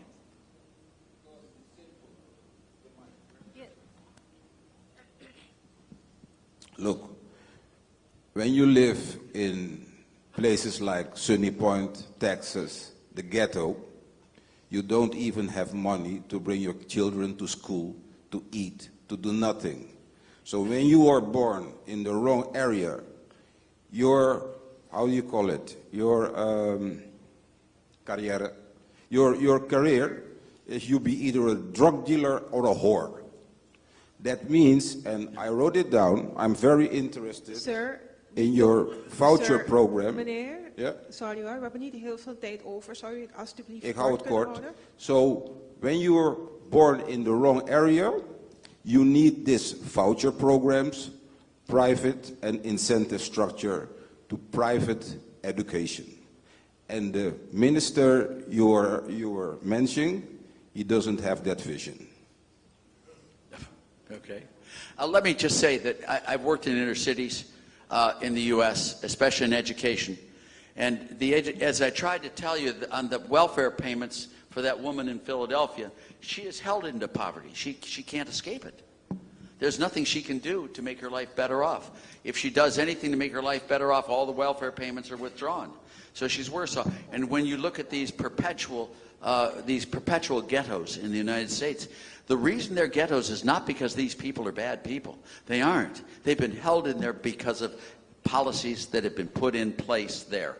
Now, how do you get out of that thing? You don't get out of the ghettos there by providing more welfare payments to those people and making the transfer theorem even worse. You don't. You provide what I tried to tell you, use what I used, which was enterprise zones where you get rid of all taxes there.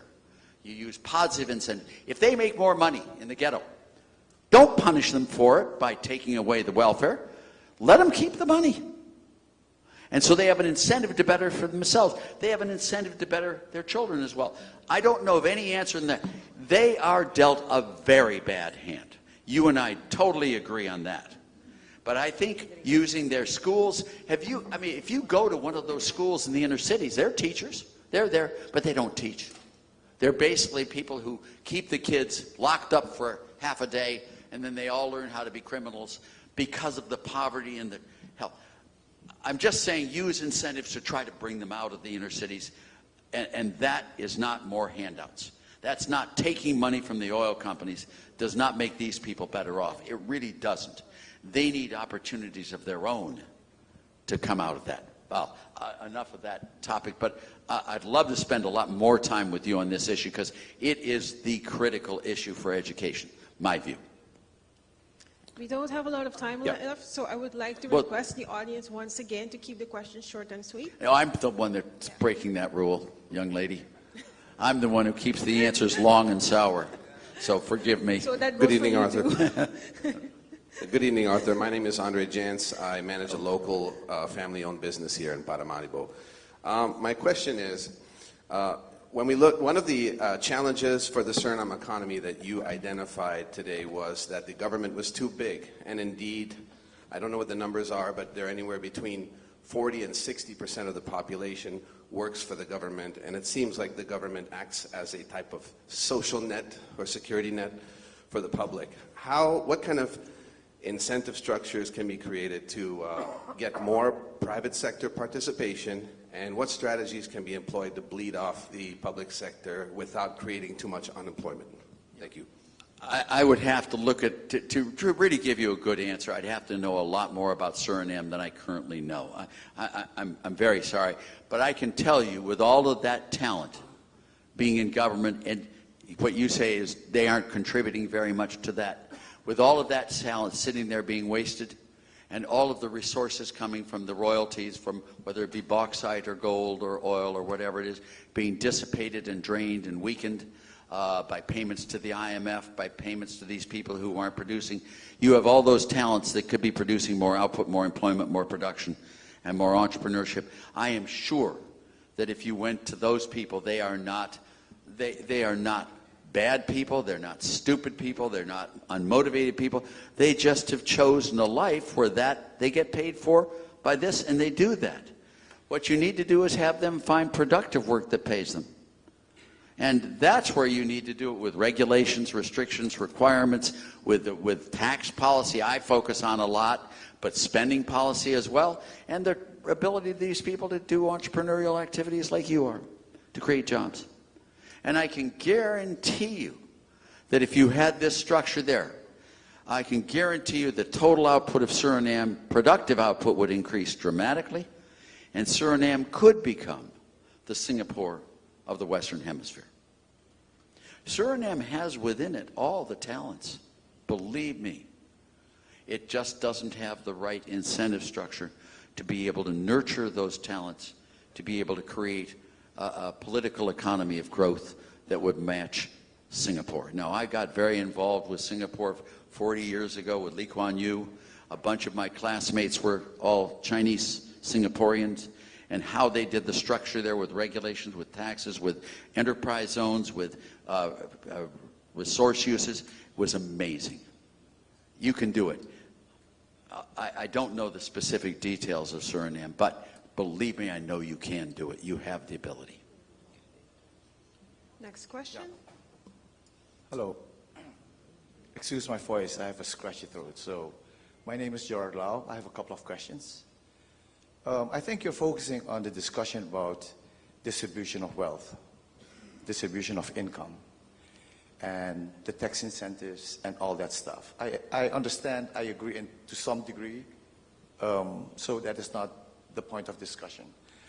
I think that we have in Suriname, and I'll give you some statistics, we have about an informal sector that is about as big as the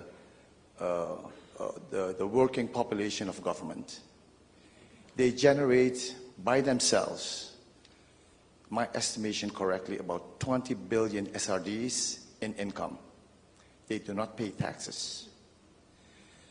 And if you look at the people being employed and the jobs available for them, I don't think it's necessarily a problem of distribution of income in Suriname, but it has to do mainly with how you develop the country that enables them to have good jobs. Yes. I haven't heard you mention that, so I would like to hear some views of you with regards to how to develop the country in terms of those aspects.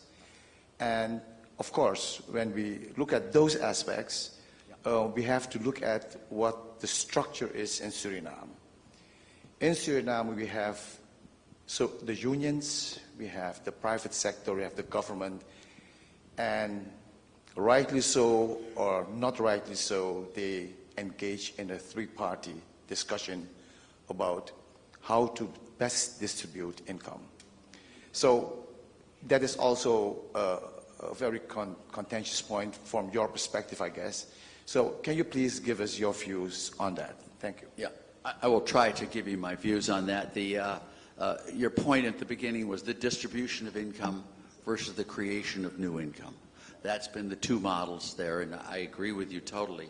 How can you create an environment that gives you the prosperity? You have to give it to the people to create the prosperity for themselves.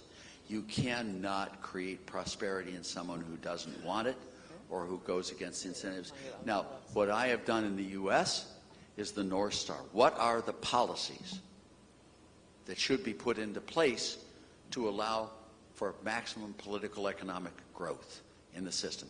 And I went through those, I thought maybe too quickly, but a low-rate, broad-based flat tax. You do not want to discriminate against, the government should not discriminate against one business versus another business. Everyone should pay the same flat tax on everything there, and there should be no deductions, no exemptions, no exclusions, no omissions, no credits, a low-rate, broad-based flat tax. Something similar to a European VAT without any exemptions or deductions, number one. And then let people all facing the same tax, then they choose to how they would allocate their resources. Spending. In 1910, in the United States, government spending was 3% of GDP. In 1910, we became the preeminent economic force on the planet, where we had total federal government spending of 3% of GDP. Today, it's 40–50% of GDP. But what you need is minimal spending. The government has very important roles to play. You need a judiciary. You need highways. You need schools. You need police. You need you need all sorts of things. But that's it. There are some things that the government does better than the private sector, and there are some things it doesn't do better than the private sector. When the government hits the optimal level, they should stop growing.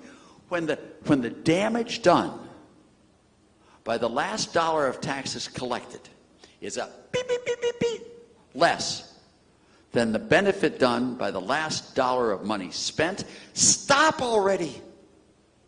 That's the size of government. And it will be a lot smaller than you've got now. Believe me when I tell you that. Government should not create competition with the private sector. Government should stick to its own knitting and do a great job. Monetary policy. You have a currency that doesn't work. It doesn't work. Look at your inflation rates, your interest rate. You know that. You can't have a currency for each person. You're a small country. Lock yourself with a good currency. It's really easy to do. You can do that in what do they call it? I forget what they call it, currency zone. Or you can fix your exchange rate there. Just do it. You know, most countries do. Panama dollarizes. You know, what you're going to see happening is you can have a currency board, as Argentina did under Menem. But there are lots of ways of doing it where you don't have to pretend you're good at creating a currency. You know, with 650,000 people, you're not going to be best at everything in the world for countries with 3 billion people. You know, on regulations, make sure you do the minimal amount of regulations you can do that you need. You can't drive on the left-hand side of the road one day and the right-hand side of the road the next day, but make sure your regulations are not so extensive as to create a lot of collateral damage and prohibit people from doing creative things. And lastly, free trade. Free trade is critical, and for Suriname, you live on trade. You live on global oil. You live on bauxite. You live on gold. These are global products. It's not all local. So what you need to do is have a level playing field and then get the heck out of the way and let people solve their own problems. Give people a chance and they will do really, really well. You know, I have never heard of an economy taxed into prosperity. I haven't. I've never heard of a poor man spending himself into wealth. I've never seen a person hired by a poor man. Prosperity and private enterprise is the way you create wealth and skills and students who go to school do much better. Sir, I will have to interrupt you very politely. We don't have a lot of time yet. I'll quit. Okay, but good jobs create good education. Bing. I'll stop. Yeah. You sound like we appreciate your. You sound like my wife. By the way, she tells me to stop all the time. Thank you. Thank you for understanding. We have room for 3 more persons to ask questions, and we know that there are a lot more questions from the audience, but we do have a networking booth in the back on my right, your left. So you will be able to ask more questions during the informal part. So we have a gentleman standing over there. You may go ahead and ask your question. Good evening. My name is Stan Moria. The approach, I don't know if that will be good for Suriname, but looking at the situation, because I had lived in the U.S. In the U.S. we got paid twice a week or every week. In Suriname we got paid every 30 days. That's a long span. The 10th, the 20, most people don't have no money because of the 30-day span. Is it not better, the fact that we have upcoming the oil and gas, that we start paying bi-weekly? Because the 30 days, that doesn't really work anymore. Middle of the month, nobody have money right now. It makes perfect sense what you're saying to me. That's but let the workers and the employers work that out. It shouldn't be the government. I'm so glad that you mentioned the word ghetto and said what the ghetto really is in the United States, because I keep hearing ghetto youth, ghetto. I know about urban neighborhoods, because we don't really have ghettos. I can park my car across the street, we'll be safe. In the ghetto I can't do that, because I had lived in the ghettos in Brooklyn. Every city has a ghetto, as you know. Yes. That's like you said, the less fortunate, the ones that has been pushed aside. The people in the ghetto, they don't want to be in the ghetto. But it's like a system that has been created to keep them in that situation. You're exactly right. The flat tax, that was the Bernie Sanders approach. I think, I don't know, you know better, you're an economic guy. Will that be not a good system for Suriname? to solve most of the problems, because the fact that we have oil and gas coming up, we don't want to end up like some of the countries that we know, very rich oil, and then you have the majority very poor. We only 5,000 something souls. 600,000 souls. It could be done. That's my approach. Yeah, it can be done. It should be done. Thank you. You can use the Singapore model, I think, is much better than, let's say, the Middle Eastern model of oil from Saudi Arabia, these other countries, much better. But you have a chance with these resources to be able to use them to create a political economy of growth that very few other countries have. You can afford to have it with no taxes in this country. But you shouldn't waste that money by hiring people who are not productive. You must not thwart the marketplace to create the prosperity. That's all. And you're very fortunate to have it, but don't dissipate and waste those resources. Was that short enough? Yes, thank you. I'm Saskia Walden. I'm trained in accounting and finance, and I have a liking for politics and government. You made a very interesting point regarding the size of our economy and having our own local currency and central bank. You would know that we are also a member state of the Caribbean community, which consists of several small economies with their own local currency and a trade deficit with both the USA or Europe. How would you consider a unified currency for the CARICOM compared to pegging the Suriname dollar to the US dollar, which we, up to now, we don't control our trade deficit with the USA? That's one part of the question. You also made a very interesting point about income equality regarding in comparison to income inequality. You would know that we are a developing country with large natural resources controlled by government and at the same time a low human development index. How would you create a level playing field regarding access to capital provided by government or access to natural resources, which is also governed by the politics? I don't know how to do that specifically on Suriname, but let me, if I can, go back to the currency. I don't know what you exactly meant by the question, but what you need is a currency that is stable in value. And how you get that stable in value currency is how you want to get it. And I think a local Surinamese currency doesn't work well because of its lack of generality in the world.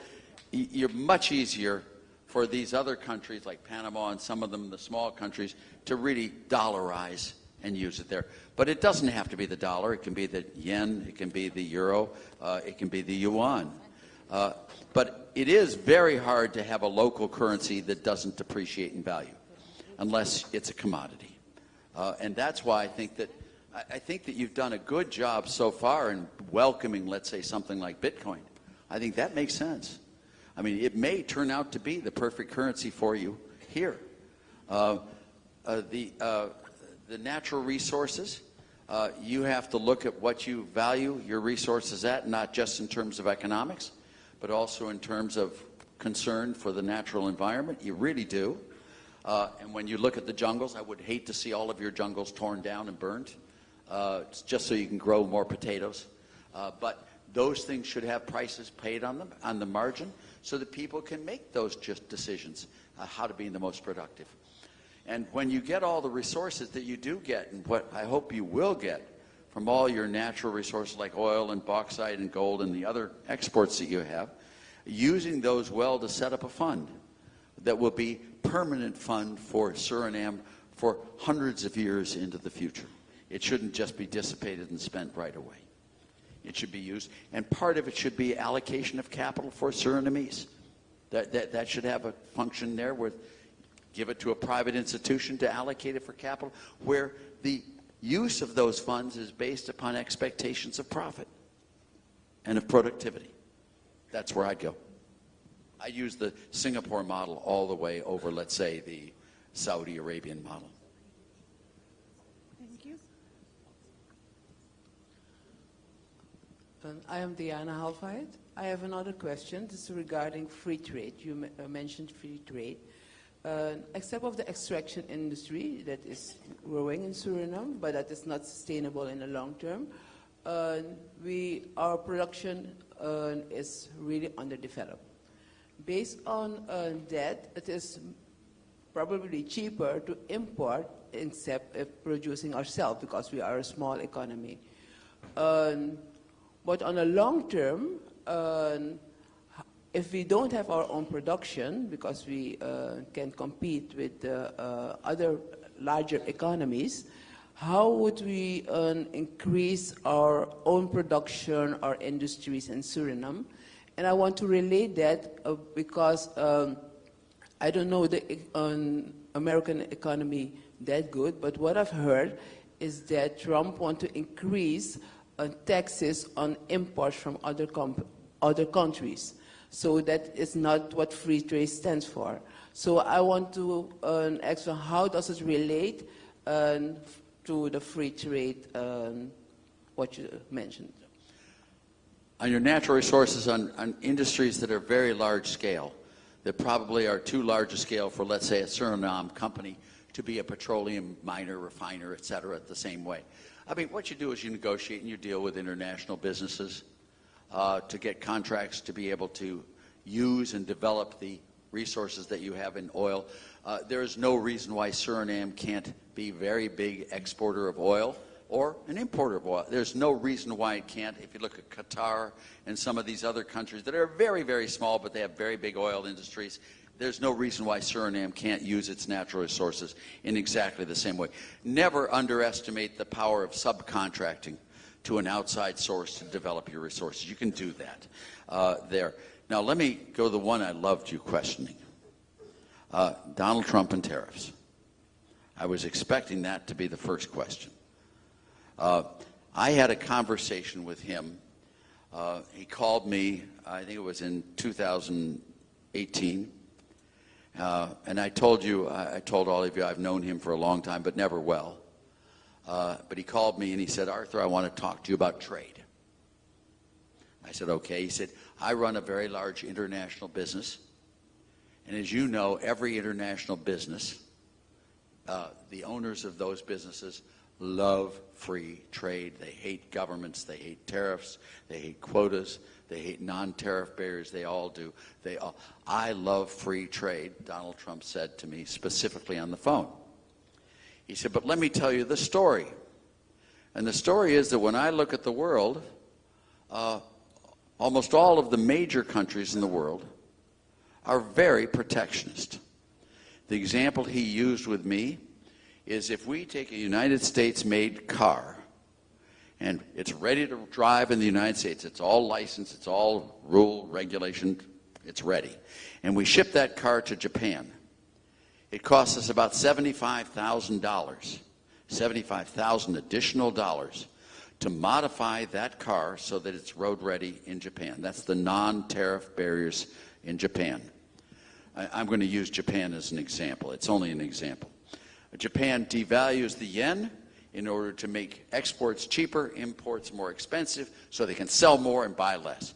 Japan, South Korea, China, Russia, European Union are all far more protectionist than the United States is. What these people don't understand, Arthur, is they don't understand that their protectionist measures hurt their own countries as well as trade in other countries. They don't understand that. The only thing these countries care about is access to the U.S. market. They don't care about free trade. They are mercantilists of the first order, and all they want to do is export more to the U.S. And you and I understand that all of their non-tariff barriers, all their quotas, all their tariffs hurt their countries and our country. And he makes a very good point to that. He said, so what I'm doing with this is I'm going to threaten all of these countries on the only point I have any leverage. They don't care about anything else about the United States except they want access to the U.S. market. So therefore, what I'm going to do is I'm going to threaten them with tariffs. I'm going to make them come down and sit next to me, and we're going to negotiate free trade agreements with them because I'm threatening tariffs to them. Now, you hear this talk.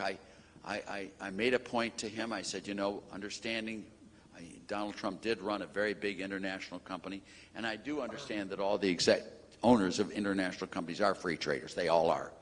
And I made a comment to him I probably should not have made, but I did. I said also anyone who imports 2 foreign wives is probably interested in free trade as well. He did not laugh. His whole argument here is I'm using trade as a negotiation tool to get there. Now, is he lying? Well, let's see what he did. In his first term, we had 5 major negotiated agreements. The first one was the USMCA, which replaced NAFTA, which was much more free trade than it had been before. We were able to get Canada and Mexico to agree to a lot freer trade in the USMCA agreement, one for Trump. We had the agreement with Japan. It was a minor agreement, not a big one. But we also got tariff reductions and non-tariff barriers removed in Japan, 2 for Trump. South Korea, we had a major agreement, a trade agreement with South Korea during Trump's first administration. Again, lowering tariffs, lowering non-tariff barriers, much more free trade than it had been before. We had one with Brazil, as you may remember, with Bolsonaro, and we did that where we had a much freer, better free trade agreement there, and one, I believe, with Bolivia as well, where we did. Of the 5 major trade agreements Trump did in his first term, all of them were towards freer trade because he threatened them with loss of access to the U.S. market. Trump is a negotiator. Arthur Laffer, this person sitting here, is a wuss. I am not a negotiator. I'm afraid of negotiations. When someone starts negotiating, I start crying. I roll up in a fetal position. I climb under the bed and I wet myself. Donald Trump does not do that ever. He loves negotiating, and he is using tariffs as a way to bring countries to the table to negotiate free trade. Already I've been contacted by a number of countries right now who want to go and talk with Trump about doing U.S. period free trade agreements. This is something I am positive that the ambassador from the United States, operating with the U.S. State Department, operating with the Trump administration, will be able to negotiate good free trade agreements with the United States going forward. I don't want to use Suriname threats of tariffs. I don't think anyone has threatened Suriname with that. But these other countries are being threatened to bring them to the table. John Deere says it's going to move its company to Mexico because it's taxes. You can't operate here. Dr. Laffer, Yeah. we are running out of time. Thank you. My mother always did that to me too. Thank you, Mom. You're welcome, son. En met deze laatste woorden zijn we aan het einde gekomen van de vragenronde. Ik bedank bij deze alle aanwezigen aan het publiek die vragen hebben gesteld. We have now come to the end of our question round, and I would like to give a big thank you to our keynote speaker of the evening, Dr. Arthur Laffer. And thank you also for everybody in the audience who participated. May I now welcome to the stage once again the chairman of the National Party of Suriname, Dr. Gregory Ruslan, for his closing remarks.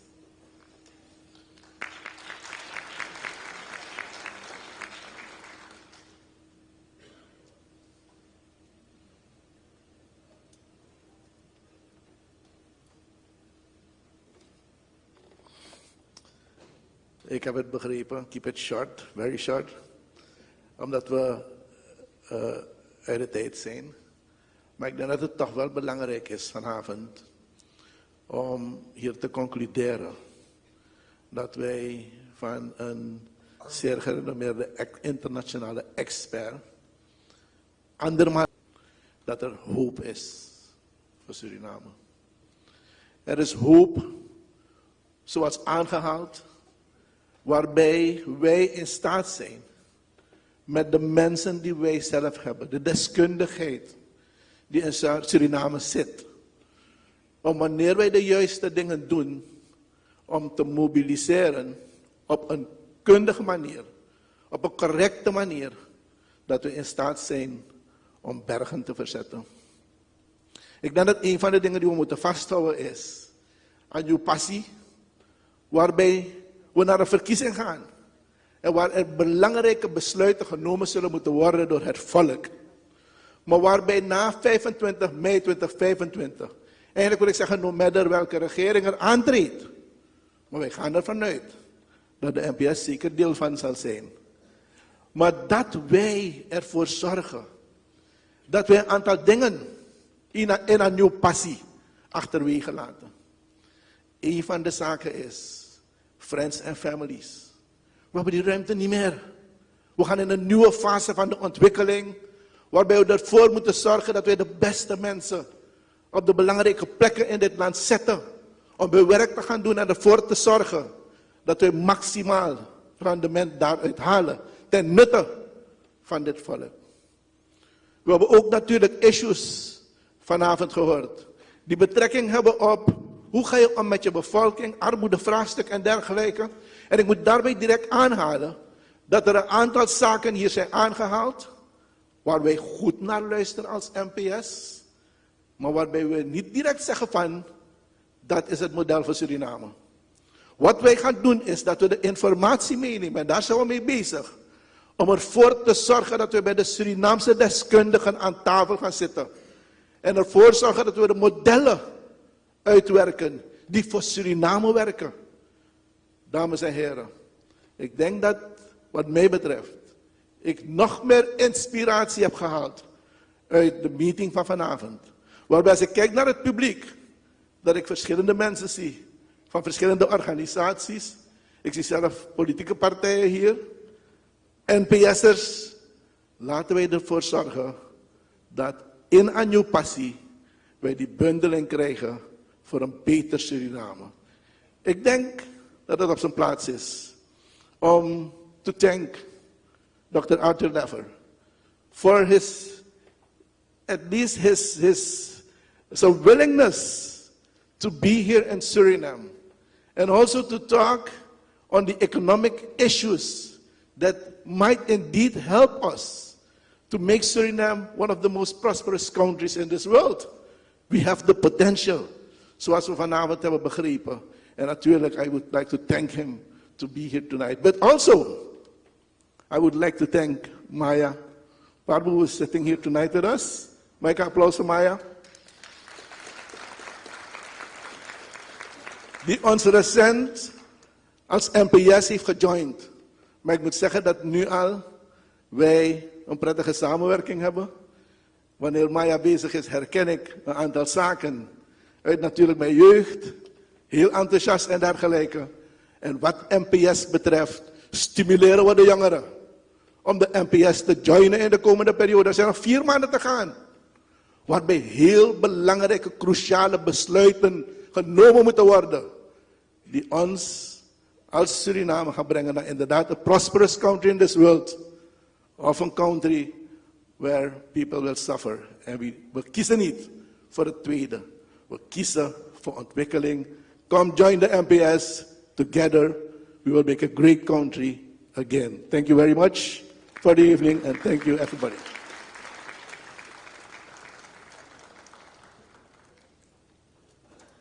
Thank you very much, Mr. Chairman. Met deze laatste woorden van de voorzitter zijn wij gekomen aan het einde van het formeel gedeelte van de avond. With the final remarks of the NPS chairman, we have come to the closing of this evening. At least the formal part. We also have an informal part. But before we go to the informal part, I would like to thank a few people. Ik wil even een woord van dank uitbrengen aan Suriname Livestream voor het wederom mogelijk maken van deze live-uitzending. Het team van Lucrative Marketing, Communication en Events en mevrouw Maya Parbu. Voor degenen die nog behoefte hebben om te netwerken, want we gaan dus straks wel met het informeel gedeelte. Er is dus aan mijn rechterhand, uw linkerhand hier achterop, is er een network corner waar u dus in ieder geval de gelegenheid heeft om te netwerken. En aan mijn linkerhand, uw rechterhand, is er een fotoboot voor de mensen die behoefte eraan hebben om een foto te maken met Dr. Arthur Laffer. In case you feel the need to network, there is a network corner to my right, your left. And for the people who would like to take a picture with Dr. Arthur Laffer, there's a photo booth on my left, your right.